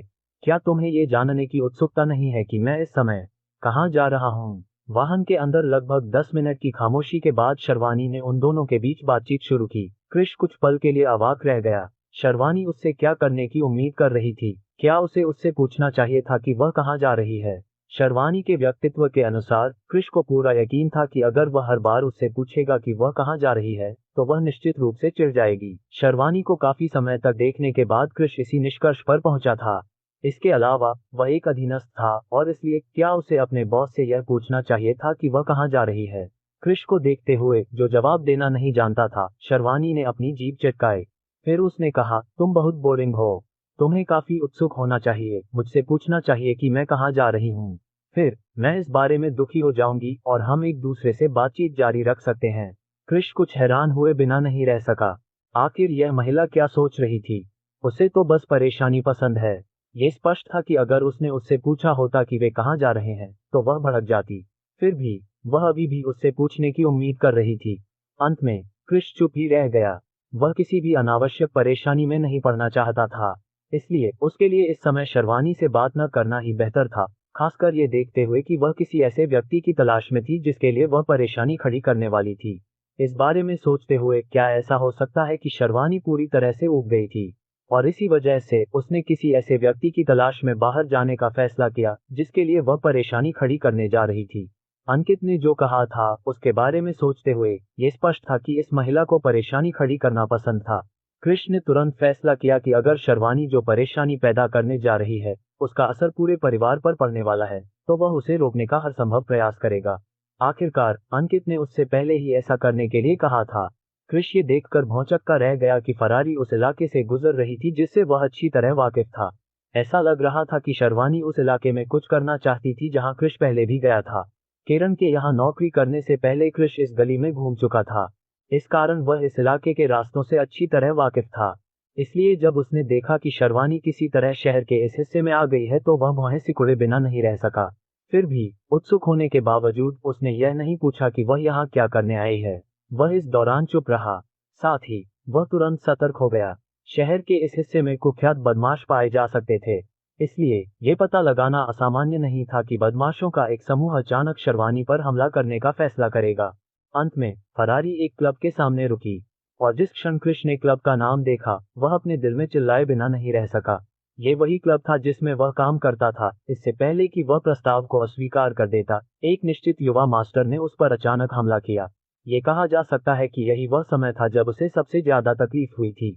कई स्ट्रीट फाइट्स में शामिल होने के बावजूद वह कभी ऐसी स्थिति में नहीं पहुंचा था जहां वह मरने से बस कुछ सांसों की दूरी पर था। अगर सिस्टम न होता तो वह इनकार कर देता और शायद संयोग से अगर वह वास्तव में बच जाता तो उसे बहुत बड़ा आघात पहुंचता। लेकिन अब उसके पास मौजूद क्षमताओं के कारण उस विशेष स्मृति को पसंद न करने के बावजूद वह समझ गया कि यह उसके कारण ही था कि उसने सिस्टम प्राप्त किया था। कृष को यकीन नहीं था कि उसे यह बीमारी उस पिटाई की वजह से हुई थी या कुत्ते के काटने की वजह से। फिर भी ये सभी एक दूसरे से जुड़े हुए थे। अरे क्या तुम कार में ही बैठे रहोगे? मुझे लगा कि तुम्हें मेरी सुरक्षा करनी चाहिए। तो क्या तुम कार के अंदर रहते हुए भी मेरी सुरक्षा करोगे? शर्वानी ने व्यंग्यात्मक लहजे में पूछा। वह पहले ही कार से बाहर आ चुकी थी और कृष को देख रही थी जो अभी भी कार में बैठा था। तभी कृष को अपने विचारों से बाहर आने का मौका मिला। उसने तुरंत सीट बेल्ट खोली और उतर गया। फिर वह शर्वानी के पीछे पीछे सी ब्लू नाइट क्लब में घुस गया। चूंकि रात हो चुकी थी इसलिए क्लब में पहले से ही बहुत से लोग आ चुके थे। हालांकि यह क्लब शहर में सबसे लोकप्रिय नहीं था, फिर भी यह उस इलाके में काफी लोकप्रिय था जहां ये स्थित था, इसलिए ट्रैफिक काफी ज्यादा था। बेशक कृष ने देखा कि इस बार क्लब में आने वाले लोगों की संख्या उस समय की तुलना में ज्यादा थी जब वह यहाँ बाउंसर के तौर पर काम कर रहा था। क्लब ने इन लोगों को कैसे आकर्षित किया इस बारे में उसे यकीन नहीं था। जब वे दोनों क्लब में पहुंचे तो उन्होंने तुरंत अपने आसपास के कुछ लोगों का ध्यान अपनी ओर आकर्षित कर लिया। बेशक कुछ बाउंसर कृष की ओर देखने से खुद को नहीं रोक पाए। आखिरकार वह परिचित लग रहा था, लेकिन वे इस बारे में निश्चित नहीं थे। उन दोनों ने उस ध्यान को पूरी तरह से अनदेखा कर दिया जो उन्हें आकर्षित कर रहा था। शर्वानी ने रास्ता दिखाया और वे ऊपर चले गए। ऐसा लग रहा था कि शर्वानी के मन में पहले से ही एक गंतव्य था, इसलिए उसने इधर उधर नहीं पूछा। जब वे दूसरी मंजिल पर पहुंचे तो वे तुरंत एक निजी कमरे में चले गए, निजी कमरा नंबर 6। जैसे ही वे अंदर गए कृष को एहसास हुआ कि अंदर पहले से ही कोई मौजूद है। दरअसल ये सिर्फ एक व्यक्ति नहीं था बल्कि लोगों का एक समूह था। जब कृष ने उन्हें देखा तो उसे एहसास हुआ कि वे सभी वास्तव में महिलाएं थीं। इसके अलावा वे बिल्कुल भी सुंदर नहीं दिख रही थीं, लेकिन उनमें से हर एक का स्वभाव शर्वानी जैसा ही था। वैसे तो वह ये नहीं कह सकता था कि वे दोनों शर्वानी की तरह जिद्दी थे, फिर भी वह ये बता सकता था कि उनमें से हर एक को स्वतंत्र रहना पसंद था। यही वह भावना थी जो उसने उन्हें देखते ही महसूस कर ली थी। जैसे ही वे दोनों निजी कमरे में दाखिल हुए उन्होंने एक दूसरे से बातचीत कर रहे समूह का ध्यान अपनी ओर आकर्षित कर लिया। उनके चेहरे पर उत्साह के भाव थे। वह यहाँ है, मैंने सोचा था कि वह आज नहीं आएगी, महिलाओं में से एक ने आश्चर्य से कहा। हंस, बेशक मुझे आना ही था। मैंने पहले ही तुमसे कहा था कि मैं आऊंगी, इसलिए मुझे अपना वचन निभाना ही होगा, शर्वानी ने अहंकार से जवाब दिया। हाँ हाँ, आप हमेशा अपना वादा निभाते हैं, एक अन्य महिला ने बेपरवाही से जवाब दिया। वैसे ये लड़का कौन है? मुझे लगा कि यह लड़कियों की पार्टी होगी, मुझे मत बताना कि वह लड़की है, एक दूसरी महिला ने कृष की ओर देखते हुए पूछा। सवाल सुनते ही सबकी निगाहें कृष पर टिक गईं। फिर उन्होंने शर्वानी की ओर देखा, इस उम्मीद में कि शायद वह कोई जवाब दे। वह मेरा अंगरक्षक है, आपको उसके बारे में चिंता करने की जरूरत नहीं है। आप उसे अनदेखा कर सकते हैं और हम वही कर सकते हैं जो हम आमतौर पर करते हैं, शर्वनी ने जवाब देते हुए कंधे उचका दिए। नहीं, नहीं, ऐसा नहीं होगा। इस बार यहाँ केवल महिलाओं को ही रहना है, इसलिए किसी अन्य लिंग को हमारे साथ एक ही कमरे में नहीं रहना चाहिए। आप उसके लिए एक कमरा बुक कर सकते हैं, लेकिन वह हमारे साथ यहाँ नहीं रह सकता। एक अन्य महिला जिसने अपने बालों को नारंगी रंग में रंगा हुआ था ने जवाब दिया। दूसरी ओर कृष अवाक था। आखिर यहाँ क्या हो रहा है? क्या ऐसा हो सकता है कि शर्वानी उसे जानबूझकर यहाँ लाई हो ताकि उसे परेशानी हो? दूसरी ओर शर्वानी को दूसरों की बातों से कोई फर्क नहीं पड़ा। इसके बजाय जब उसे सीट मिल गई तो उसने कृष की ओर देखा और पूछा, तुम क्या करना चाहते हो? तुम खुद ही तय कर सकते हो। तुम रुकना चाहते हो या अपने लिए कोई दूसरा कमरा लेना चाहते हो? अध्याय 87, स्वतंत्रता और निर्भरता। दूसरी ओर शर्वानी को दूसरों की बातों से कोई फर्क नहीं पड़ा। इसके बजाय जब उसे सीट मिल गई तो उसने कृष की ओर देखा और पूछा, तुम क्या करना चाहते हो? तुम खुद ही तय कर सकते हो। तुम रुकना चाहते हो या अपने लिए कोई दूसरा कमरा लेना चाहते हो? कमरे में मौजूद दूसरी महिलाएं शर्वानी के उस सवाल को सुनकर आश्चर्यचकित हो गईं। आमतौर पर शर्वानी खुद ही फैसले लेती, लेकिन अभी वह वास्तव में एक व्यक्ति से पूछ रही थी, खासकर ये देखते हुए कि वह जिस व्यक्ति से पूछ रही थी वह उसका अधीनस्थ था। कृष्ण ने कुछ देर सोचा, फिर जवाब दिया, आपको खुद को इतना परेशान करने की कोई जरूरत नहीं है। मैं बस थोड़ी देर के लिए इधर उधर जा रहा हूँ। मुझे विश्वास है कि आप यहाँ काफी समय तक रहेंगे, है ना? हाँ, मैं यहाँ काफी समय तक रहूंगी। क्या बात है? क्या तुम्हारे पास कोई ऐसी बात है जिससे तुम निपटना चाहती हो? शर्वानी ने भौहें चढ़ाते हुए जवाब दिया। कुछ ऐसा है जिसे मुझे संभालना है। इसमें ज्यादा समय नहीं लगेगा। जैसे ही मैं इसे निपटा लूंगा मैं आ जाऊंगा। इसलिए अगर तुम्हें मेरी जरूरत हो तो बस मुझसे संपर्क करो। कृष्ण ने जवाब दिया। फिर वह आगे बढ़कर निजी कमरे से बाहर चला गया। शर्वानी के पास पहले से ही उसके संपर्क सूत्र थे, इसलिए अगर उसे किसी काम के लिए उसकी जरूरत पड़ती तो उसे ढूंढ पाना उसके लिए असंभव नहीं था। बेशक उसे यूं ही चले जाना बेवकूफी भरा लगा। आखिर उसे शर्वानी की सुरक्षा का जिम्मा भी संभालना था। लेकिन अगर वह शर्वानी से काफी दूर चला गया और उसके जाने के दौरान कुछ हुआ तो यह निश्चित रूप से उसके करियर के लिए परेशानी का सबब बन सकता था। फिर भी कृष को इस बात की चिंता नहीं थी। वैसे भी उसे विश्वास था कि अगर शर्वानी मुसीबत में होगी तो उसे सिस्टम से एक संकेत मिलेगा। इसलिए जैसे ही उसे सिस्टम से कोई मिशन मिलेगा वह जल्द से जल्द वहां पहुंच जाएगा। इसके अलावा वह अभी भी उसी बिल्डिंग में रहने वाला था, इसलिए उसे किसी भी बात की चिंता करने की कोई जरूरत नहीं थी। उसे वापस आने में बस कुछ ही मिनट लगने वाले थे।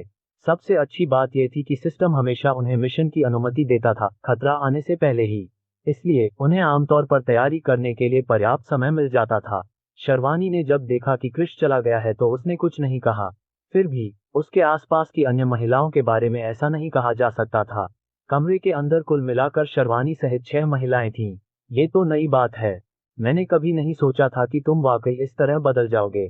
क्या मुझे ये सोचना चाहिए कि तुमने वाकई अपना व्यक्तित्व बदल लिया है, या तुम सिर्फ उसके साथ खास व्यवहार कर रहे हो?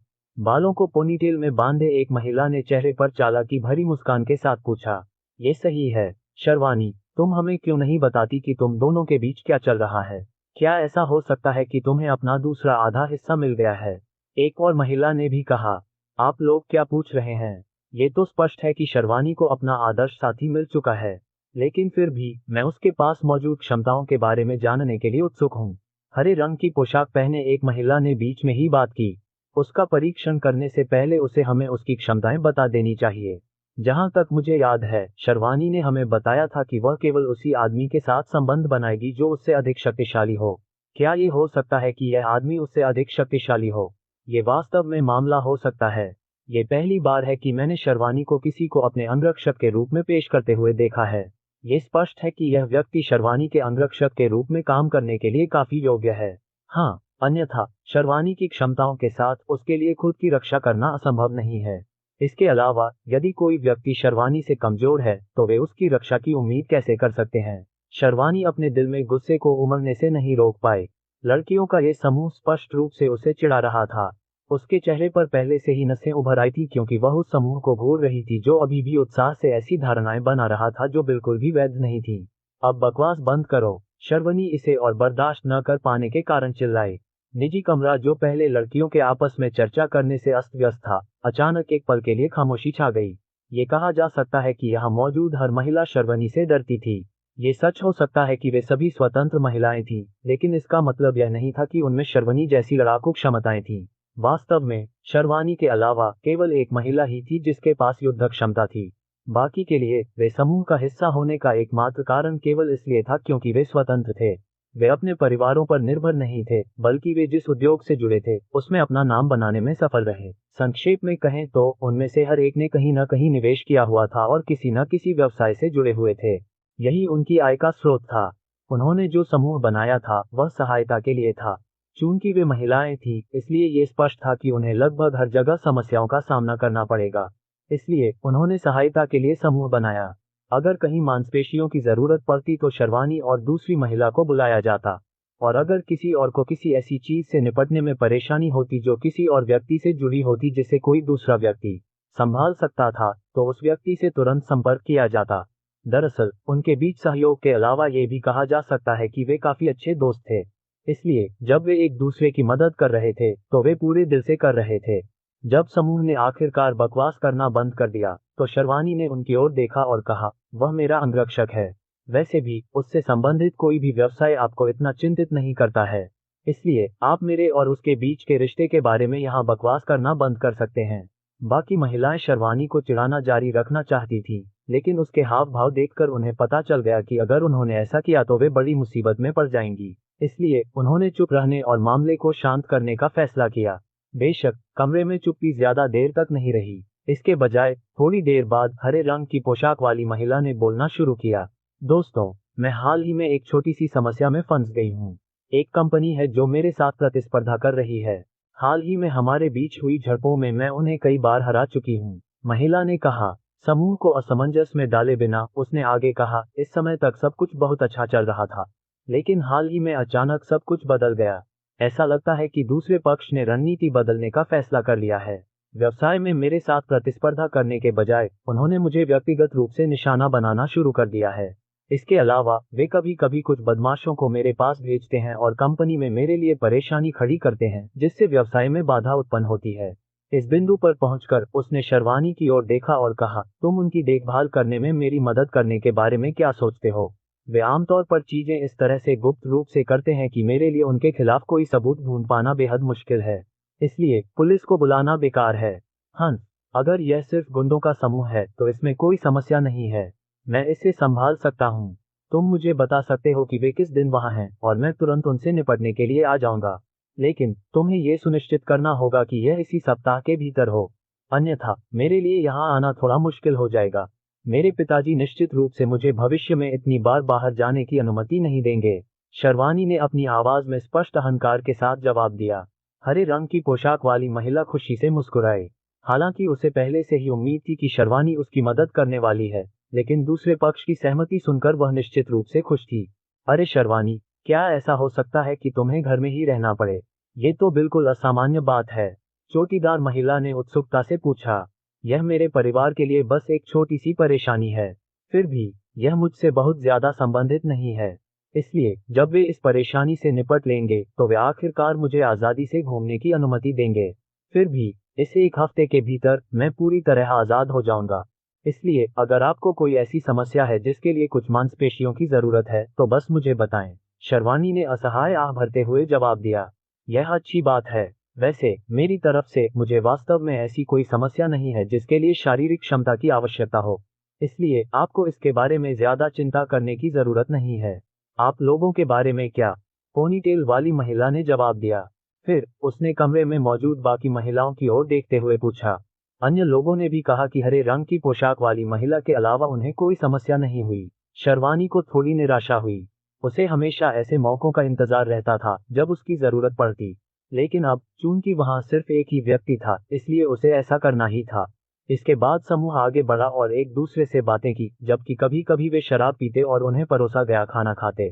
चूंकि यह एक क्लब था, इसलिए यहाँ के खाने की तुलना बेहतरीन होटलों में मिलने वाले खाने से नहीं की जा सकती थी। फिर भी क्लब में निश्चित रूप से कुछ अच्छी ड्रिंक्स थीं, और इसलिए जो महिलाएं गाड़ी चलाने नहीं जा रही थीं, उन्होंने बिना परवाह किए शराब पी ली। इसलिए कुछ मिनट बाद उनमें से कुछ नशे में धुत हो गईं। क्रिश पहले ही निजी कमरे से निकल चुका था। इस बार वह सीधे मैनेजर के दफ्तर की ओर जा रहा था। पहले वह बिना अपना मासिक वेतन लिए यहाँ से चला गया था, इसलिए वह अपना हिस्सा मांगने जा रहा था। वह बिना वेतन के पूरे महीने काम नहीं कर सकता था, है न? अध्याय 88। कुछ अजीब। कृष पहले ही निजी कमरे से निकल चुका था। इस बार वह सीधे मैनेजर के दफ्तर की ओर जा रहा था। पहले वह बिना अपना मासिक वेतन लिए यहाँ से चला गया था, इसलिए वह अपना हिस्सा मांगने जा रहा था। वह बिना वेतन के पूरे महीने काम नहीं कर सकता था, है न? कुछ ही मिनटों में कृष मैनेजर के दफ्तर के प्रवेश द्वार पर पहुंच गया।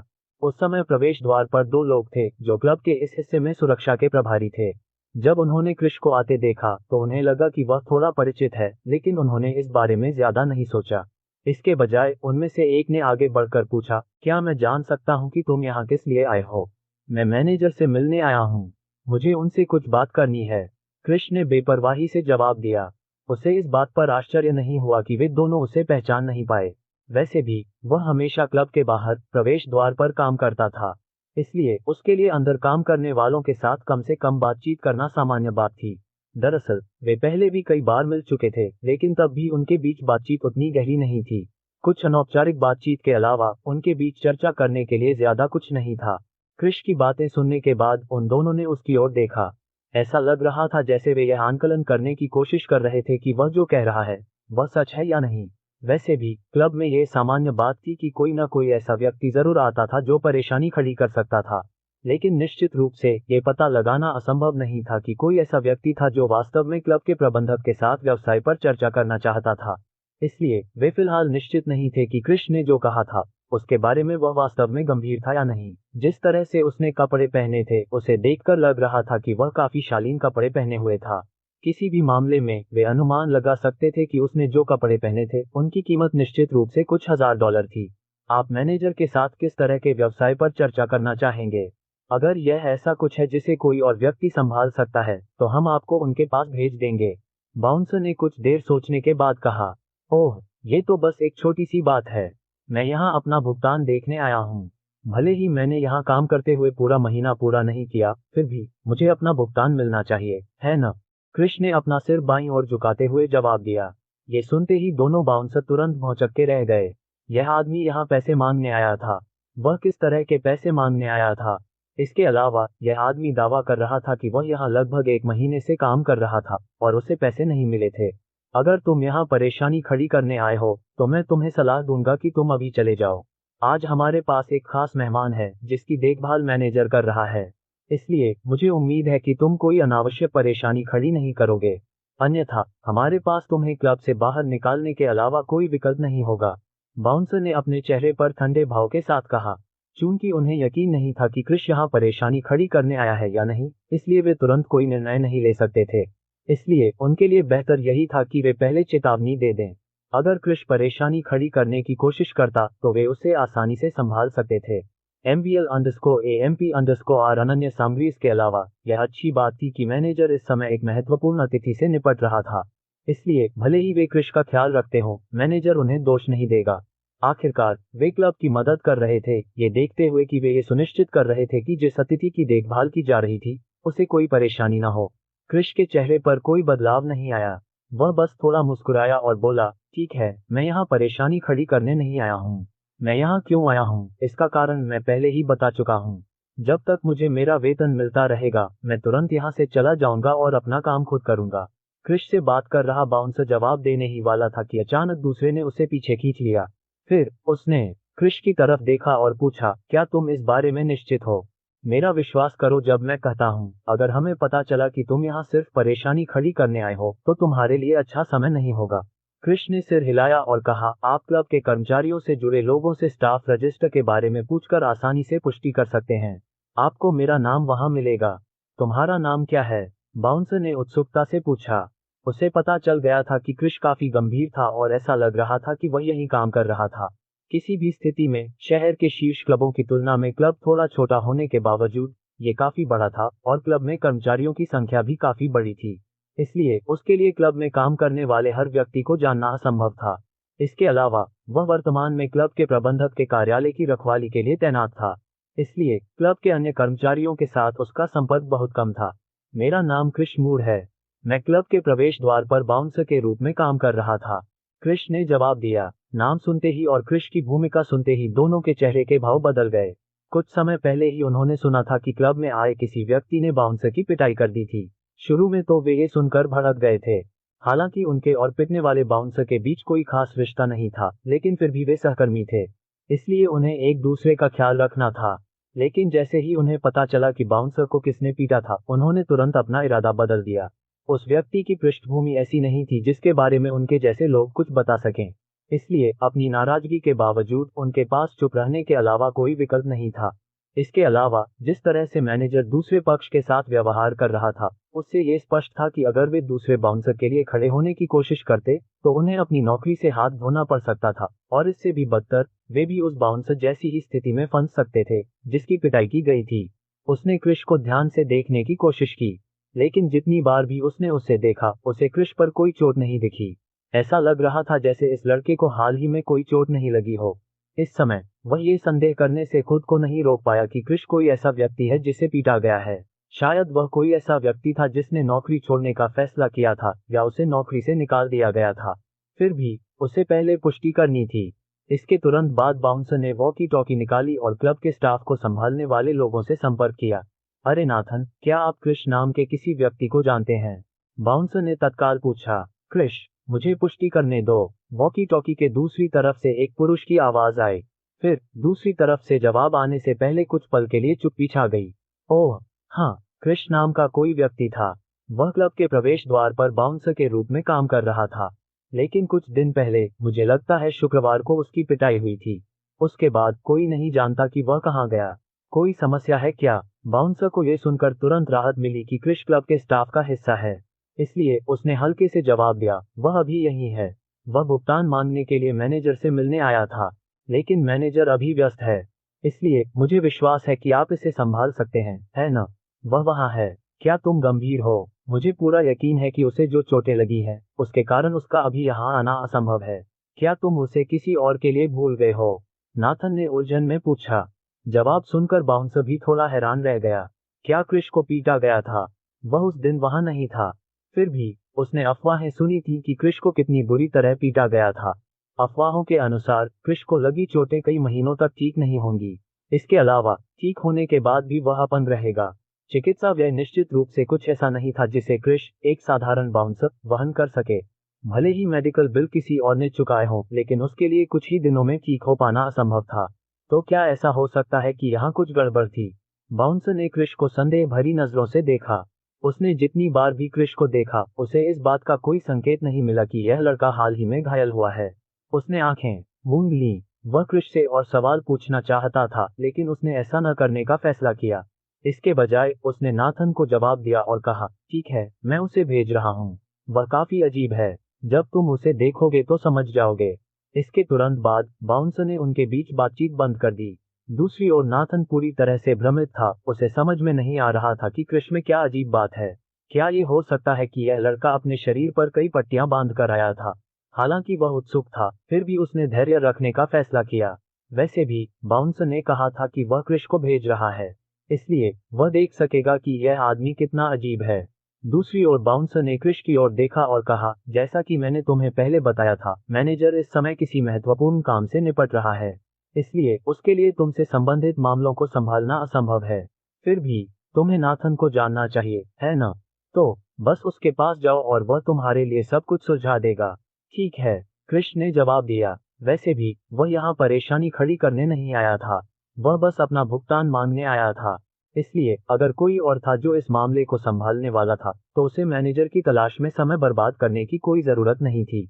उसने वहां जाकर नाथन की तलाश करने का फैसला किया। अध्याय 89, निशाना बनाया जाना। ठीक है, क्रिश ने जवाब दिया। वैसे भी वह यहाँ परेशानी खड़ी करने के लिए नहीं आया था, वह बस अपना भुगतान मांगने आया था। इसलिए अगर कोई और था जो इस मामले को संभालने वाला था, तो उसे मैनेजर की तलाश में समय बर्बाद करने की कोई जरूरत नहीं थी। इसलिए उसने वहां जाकर नाथन की तलाश करने का फैसला किया। चूंकि वह यहाँ काम कर रहा था, इसलिए वह पहले ही नाथन से बातचीत कर चुका था। दरअसल नाथन ने ही उसे वह पद सौंपा था जिसका वह प्रभारी था। इसलिए क्रिश तुरंत उस इलाके में गया जहां नाथन था। नाथन की ड्यूटी पोस्ट पहली मंजिल पर थी। बार एरिया के पास ही एक छोटा सा ऑफिस था। जैसे ही क्रिश वहां पहुंचा, उसने तुरंत दस्तक देकर अंदर प्रवेश किया। उसने क्लब के ग्राउंड फ्लोर पर चल रहे चहल पहल भरे माहौल को पूरी तरह से नजरअंदाज कर दिया। जैसे ही वह कार्यालय में दाखिल हुआ, उसने पाया कि एक अधेड़ उम्र का आदमी एक डेस्क के पीछे बैठा हुआ था। बेशक डेस्क कोई खास नहीं थी और साधारण लकड़ी से बनी थी, फिर भी सी ब्लू नाइट क्लब के मानक को देखते हुए ये काफी प्रभावशाली लग रहा था। जब नाथन ने क्रिश को आते देखा तो उसने याद करने की कोशिश की और थोड़ी देर बाद उसे आखिरकार याद आ गया कि क्रिश कौन था। ये युवक कुछ समय पहले ही उनके साथ जुड़ा था। उसे शामिल हुए अभी 1 महीने से थोड़ा ज्यादा ही हुआ है। बस ये बात थी कि यह आदमी बहुत बदकिस्मत था। जब महीना खत्म होने वाला था तो उसने एक युवा मालिक को नाराज कर दिया था, एक ऐसा व्यक्ति जिसे सी ब्लू नाइट क्लब का मालिक भी कभी नाराज करने की हिम्मत नहीं करेगा। अंत में उसे पीटा गया, मरने के लिए गली में फेंक दिया गया। उस समय उसने क्रिश को ले जाते हुए देखा था और वह स्पष्ट रूप से अपनी अंतिम सांसें गिन रहा था, लेकिन अपने सामने खड़े युवक को देखकर वह अचंभित रह गया। आखिर ये लड़का इतना स्वस्थ कैसे दिख रहा था? इसके अलावा ये कैसे संभव था कि इतने कम समय में उसे लगी सारी चोटें ठीक हो गईं? उसे घायल हुए 1 हफ्ते से भी कम समय हुआ था, लेकिन अब वह पूरी तरह स्वस्थ था। इसलिए नाथन लगातार अपनी आंखें रगड़ता रहा, क्योंकि वह ये सुनिश्चित करने की कोशिश कर रहा था कि वह अपनी चीजें तो नहीं देख रहा। लेकिन चाहे वह कितनी भी बार ऐसा करे, उसे एहसास हुआ कि वह हर बार क्रिश को देखता रहेगा। ये स्पष्ट था कि वह निश्चित रूप से अपनी चीजें नहीं देख रहा था और सब कुछ वास्तविक था। आप, ये कैसे संभव है कि आप यहाँ हैं? इसके अलावा ये कैसे संभव है कि आप इतनी जल्दी ठीक हो गए? नाथन ने अचंभित दृष्टि से पूछा। आप ऐसी बात क्यों पूछ रहे हैं जो सामान्य है? मैं यहाँ इसलिए आया हूँ क्योंकि मैं यहाँ आया हूँ। जब मुझे अंदर आने से कोई नहीं रोक रहा है तो यह असंभव कैसे हो सकता है? कृष्ण ने चेहरे पर अवाक भाव के साथ पूछा। नाथन तुरंत कृष्ण द्वारा दिए गए जवाब से चकित रह गया। फिर भी उसने तुरंत प्रतिक्रिया व्यक्त की और स्पष्ट किया, तुम पहले भी घायल हुए थे। ये कैसे संभव है कि तुम इतनी जल्दी ठीक हो गए? क्या ऐसा हो सकता है कि जिसे पीटा गया था वह तुम्हारा जुड़वा भाई था? ठीक है, मुझे नहीं लगता कि यह बात आपको इतनी चिंता में डालती है, क्योंकि आपने कभी मेरी तलाश करने की जहमत नहीं उठाई, जबकि आपको पता था कि मैं ड्यूटी पर रहते हुए घायल हो गया था। तो चलिए इस बात को भूल जाते हैं। मैं आज अपना भुगतान मांगने आया हूँ। क्या भुगतान अभी किया जा सकता है? कृष्ण ने हाथ हिलाते हुए पूछा। उसे वास्तव में इस बात की कोई परवाह नहीं थी कि क्या हुआ था। वैसे भी ऐसा लग रहा था कि उस समय जो कुछ हुआ था वह उसके लिए किस्मत में था।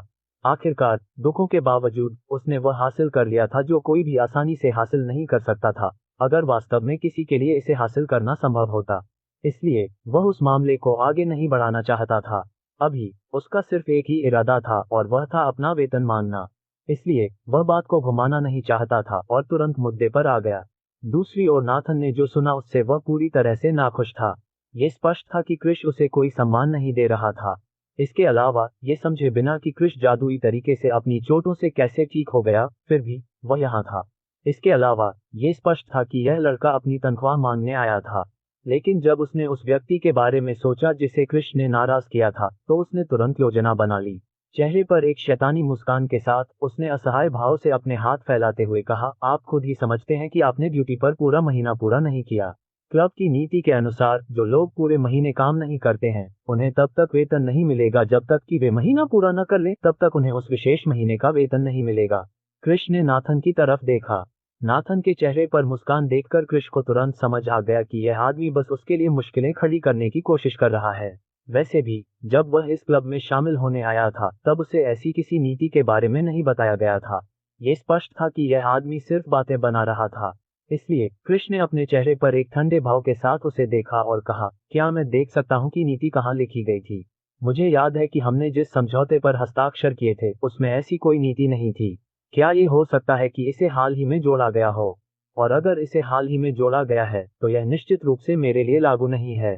कृष की प्रतिक्रिया सुनकर नाथन थोड़ा हैरान रह गया, लेकिन फिर भी वह जवाब देने में कामयाब रहा।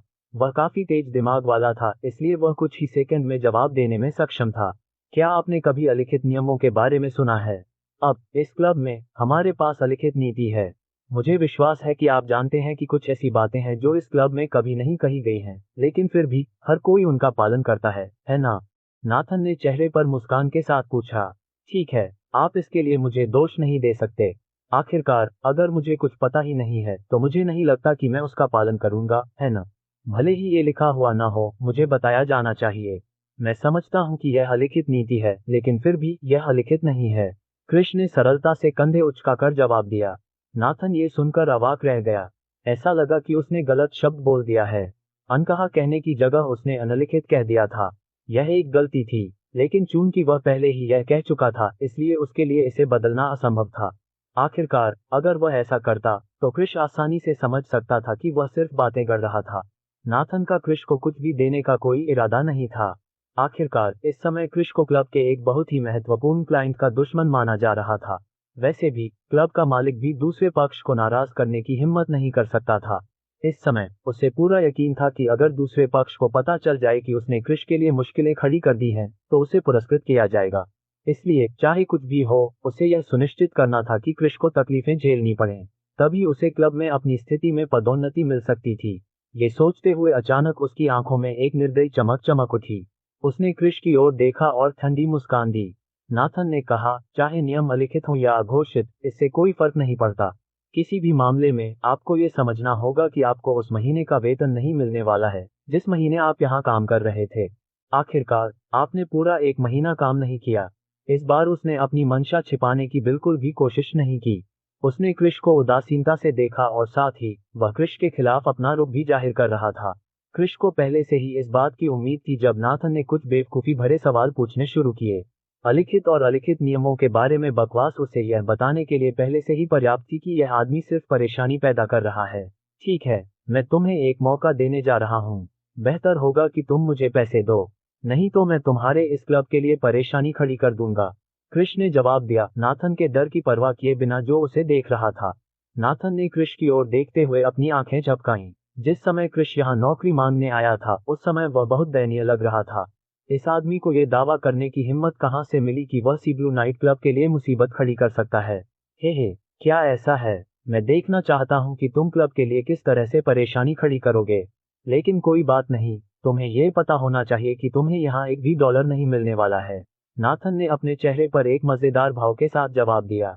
क्या ऐसा है? अगर ऐसा है तो जब चीजें गलत होने लगे तो आपको मुझे दोष नहीं देना चाहिए, क्रिश ने जवाब दिया। इसके तुरंत बाद वह वहां से चला गया, नाथन को पूरी तरह से अनदेखा करते हुए जो उसे विजयी भाव से देख रहा था। बेशक नाथन को यह विश्वास नहीं था कि क्रिश सी ब्लू नाइट क्लब के लिए कोई परेशानी खड़ी करने जा रहा है। आखिर बिना किसी तरह के प्रभाव के उसके लिए क्लब के लिए कोई हलचल पैदा करना कैसे संभव था? दूसरी ओर क्रिश ने व्यक्तिगत रूप से ऐसा करने की योजना नहीं बनाई थी। इसके बजाय वह बस अपने मन में कुछ योजना बना रहा था। इसलिए वह तुरंत उस निजी कमरे में वापस चला गया जहां शर्वानी थी। लेकिन जैसे ही वह उस मंजिल पर पहुंचा जहां निजी कमरे थे, अचानक उसके सामने एक सिस्टम प्रॉम्प्ट प्रकट हुआ जिससे वह उत्साहित तो हुआ लेकिन साथ ही घबरा भी गया। अध्याय 90, शराब पीने की प्रतियोगिता तारांकन 1। नमस्ते दोस्तों, हाल ही में असंगत अपडेट के लिए मुझे खेद है। मैं बीमार था और मुश्किल से एक दिन में एक अध्याय लिख पाता था। लेकिन यह अच्छा है कि हाल ही में मेरा स्वास्थ्य बेहतर हुआ है, इसलिए मैं और लिख सकता हूँ। मैंने कुछ अपडेट करने का फैसला किया है। उपन्यास के प्रति आपके समर्थन की बहुत सराहना की जाएगी, इसलिए मैं इसे इस तरह से बनाने जा रहा हूँ। प्रत्येक 200 PS के लिए मैं एक अतिरिक्त अध्याय जारी करूंगा। प्रत्येक 50 गोल्डन टिकट के लिए मैं एक अतिरिक्त अध्याय जारी करूंगा। आशा है कि अगर आपको यह उपन्यास पसंद आया तो आप लोग इसका समर्थन करेंगे। मुझे भी कुछ प्रेरणा की आवश्यकता है। आपके धैर्य और समर्थन के लिए धन्यवाद दोस्तों। मैं वास्तव में इसकी बहुत सराहना करता हूँ। तारांकन तारांकन तारांकन तारांकन। लेकिन जैसे ही वह उस मंजिल पर पहुंचा जहां निजी कमरे थे, अचानक उसके सामने एक सिस्टम प्रॉम्प्ट प्रकट हुआ जिससे वह उत्साहित तो हुआ लेकिन साथ ही घबरा भी गया। ग्राहक को विकृत लोगों के समूह से निपटने में मदद करें। इनाम की गणना इस आधार पर की जाएगी कि मामले को कितनी अच्छी तरह से संभाला जाएगा। कृष्ण ने कभी नहीं सोचा था कि उसे इस तरह से एक मिशन मिलने वाला है। फिर भी वह उत्साहित था। आखिरकार इस बार सिस्टम ने उसे एक ऐसा मिशन दिया था जिसे संभालना काफी आसान लग रहा था। कम से कम ये बदमाशों का समूह तो नहीं था, है ना? बदमाशों का विकृत होना असंभव नहीं था, लेकिन कृष को विश्वास नहीं था कि बदमाशों का एक समूह इस क्लब में उत्पात मचाने की हिम्मत करेगा। आखिर क्लब के अपने नियम थे, तो जो कोई भी इस क्लब में परेशानी पैदा करने की हिम्मत करता था वह निश्चित रूप से किसी तरह के प्रभाव वाला व्यक्ति था। इसके अलावा उनके लिए शर्वानी के लिए परेशानी पैदा करना यह एक तरह से नई बात थी, लेकिन फिर भी कृष को इसकी ज्यादा परवाह नहीं थी। वह तुरंत उस निजी कमरे की ओर दौड़ा जिसमें शर्वानी और उसके दोस्तों का समूह मौजूद था। साथ ही वह काफी उत्साहित भी था और जल्द से जल्द वहां पहुंचने की उम्मीद कर रहा था। कुछ समय पहले जब कृष अभी भी घर से बाहर था तो लड़कियों का समूह काफी देर तक शराब पीता रहा। बेशक उनमें से कुछ ने ही शराब पीने का फैसला किया था क्योंकि वे गाड़ी नहीं चलाने वाली थीं। शुरू में शर्वानी का शराब पीने का बिल्कुल भी इरादा नहीं था। आखिरकार क्रिश के बॉडीगार्ड होने के बावजूद उस आदमी ने कार बिल्कुल नहीं चलाई। इसके बजाय उसने केवल एक बार ड्राइव करने की पेशकश की जब कुछ लोग उसका पीछा कर रहे थे। उसने कभी कभी उससे गाड़ी चलाने के लिए कहा था, लेकिन उस आदमी ने मना कर दिया। उसने दावा किया कि वह ड्राइवर नहीं है, बल्कि वह एक बॉडीगार्ड है। इसलिए वह अपनी भूमिका पर कायम रहेगा और केवल तभी गाड़ी चलाएगा जब मामला उसकी सुरक्षा से जुड़ा हो। लेकिन जब लड़कियों के समूह ने देखा कि वह शराब नहीं पी रही है, तो उनमें से एक ने पूछा, अरे शर्वानी, तुम शराब क्यों नहीं पी रही हो? मुझे मत बताओ कि जब तुम्हारे साथ बॉडीगार्ड है तो तुम गाड़ी चलाने जा रही हो। शर्वनी ने सवाल पूछने वाले व्यक्ति की ओर देखते हुए अपनी भौहें ऊपर उठाईं। उसकी तरह ही दूसरा व्यक्ति भी एक लड़ाकू था, और इसलिए वे दोनों आमतौर पर एक दूसरे से झगड़ते थे, लेकिन निश्चित रूप से उनके बीच का झगड़ा दोस्ताना था। ये कहा जा सकता है कि वे दोनों अक्सर समय समय पर एक दूसरे के खिलाफ प्रतिस्पर्धा करते थे, और ऐसा एक से अधिक बार हुआ था जब उन दोनों के बीच शराब पीने की प्रतियोगिता हुई थी। हर बार शर्वानी हार जाती थी। वह शराब पीने की शौकीन नहीं थी, जिससे उसे थोड़ी शर्मिंदगी महसूस होती थी। उसने अपनी सहनशीलता बढ़ाने के कई तरीके खोजे थे, लेकिन अंत में वह ऐसा बिल्कुल नहीं कर पाए। उसे ज्यादा शराब पीना पसंद नहीं था और वह सिर्फ थोड़ी सी ही पीती थी। जब उसे लगता कि वह नशे में धुत होने वाली है, तो वह तुरंत पीना बंद कर देती थी। वह काफी अनुशासित थी। वह कभी भी खुद पर नियंत्रण नहीं खोती थी और न ही किसी को उसका फायदा उठाने देती थी।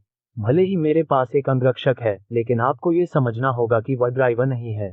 इसलिए वह अपनी भूमिका पर कायम रहेगा और मैं अपनी कार खुद चलाऊंगी, शर्वानी ने शांति से जवाब दिया। दूसरी महिला अपनी भौहें चढ़ाने से खुद को नहीं रोक सकी। क्या आप इस बारे में निश्चित हैं? मेरे दृष्टिकोण से मैं कह सकती हूँ कि आप बस मेरे साथ प्रतिस्पर्धा करने से बच रही हैं। हंस, तुम्हें इतना गर्व क्यों है? सिर्फ इसलिए कि तुम मुझसे ज्यादा शराब पी सकती हो? क्यों न हम दोनों आपस में लड़ें? देखते हैं कि कौन ज्यादा ताकतवर है।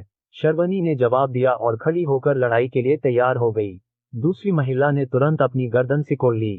फिर जल्दी से बोली, मैं अभी लड़ना नहीं चाहती। इस बार मैंने ही सबसे पहले कहा था कि मैं शराब पीने में आपसे मुकाबला करना चाहती हूँ। इसलिए अभी आपको लड़ने की बात कहने की जरूरत नहीं है। मेरा मूड नहीं है।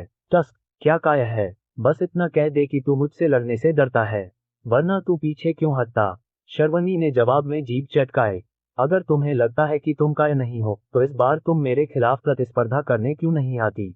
मैं वादा करती हूँ कि मैं पीछे हट जाऊंगी। क्या होगा अगर मैं तुम्हें एक बाधा दूं?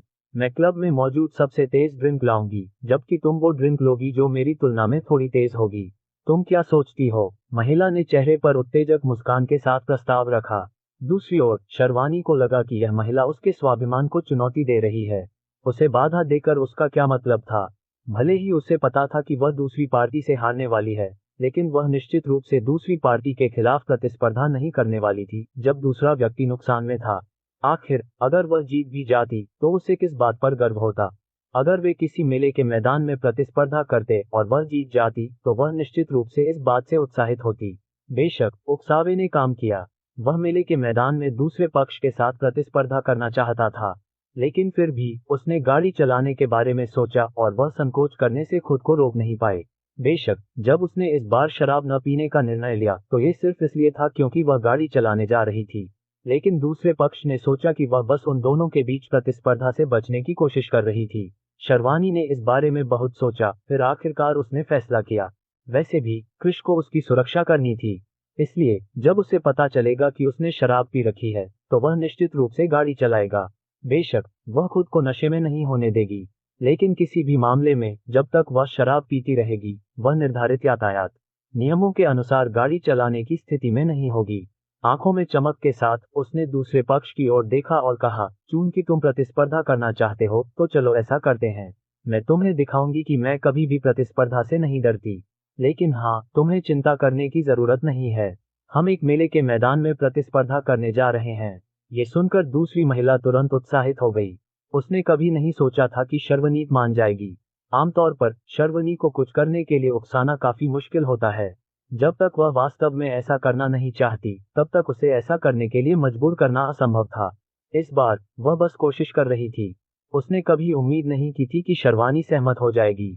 वे पहले भी कई बार प्रतिस्पर्धा कर चुके थे और इसलिए उसे पूरा यकीन था कि वह शर्वानी को आसानी से हरा पाएगी। बिना किसी हिचकिचाहट के उसने तुरंत एक अटेंडेंट को बुलाया। फिर उसने उसे क्लब के अंदर बेहतरीन वाइन की एक पूरी क्रेट लाने के लिए कहा। थोड़ी देर बाद रेड वाइन की एक पूरी क्रेट। बेशक रेड वाइन की एक पूरी क्रेट रखना काफी महंगा था, फिर भी ये स्पष्ट था कि उनके लिए जो वाइन लाई गई थी वह निश्चित रूप से सबसे अच्छी नहीं थी। आखिरकार सबसे अच्छी वाइन हमेशा दुर्लभ होती हैं। बोतलें मेज पर सजाई गई थीं। शर्वानी ने एक बोतल उठाई और उसे खोला। फिर शराब के ब्रांड की परवाह किए बिना उसने तुरंत शराब अपने गिलास में डाल ली और एक गहरी सांस लेने के बाद उसने तुरंत शराब एक घूंट में पी ली। अगर कोई और यहाँ होता और ये दृश्य देखता तो उसे बहुत दुख होता। शराब का मजा छोटे छोटे घूंटों में पीना चाहिए, लेकिन यहाँ तो शर्वानी एक ही घूंट में शराब का पूरा गिलास पी रही थी। शर्वानी अपनी भौहें सिकुड़े बिना नहीं रह सकी। उसे लगा कि इस बार जो शराब वे इस्तेमाल कर रहे थे उसमें अल्कोहल की मात्रा काफी ज्यादा थी। इस तथ्य के बावजूद कि शराब किसी उच्च ब्रांड की नहीं थी, उसमें अल्कोहल की मात्रा काफी ज्यादा थी। उसे लगा कि यहाँ कुछ गड़बड़ है। आखिरकार आमतौर पर शराब में अल्कोहल की मात्रा हमेशा कम होती है, लेकिन इस बार यह सामान्य से ज्यादा थी। उसने इस बारे में सोचा और सोचा कि शायद दूसरे पक्ष ने इस शराब का उपयोग करके प्रतिस्पर्धा करने का फैसला किया है जिसमें अल्कोहल की मात्रा अधिक थी। फिर भी चूंकि ऐसा ही था, इसलिए वह बस उतना ही पीती थी जितना वह पी सकती थी। जिस क्षण उसे लगता कि वह अपना संयम खोने जा रही है, वह तुरंत रुक जाती। पहले से ही निर्णय पर पहुंच चुकी शर्वानी ने अपने मुंह में पहले से मौजूद शराब को निगलने के लिए खुद को मजबूर किया, जबकि उसे लग रहा था कि शराब उसके गले में चुभ रही है। शर्वानी अकेली नहीं थी, ये देखते हुए कि दूसरी महिला ने भी यही किया था। आखिरकार वे दोनों प्रतिस्पर्धा कर रही थीं। जो पहले हार मान लेगा वह हार जाएगा।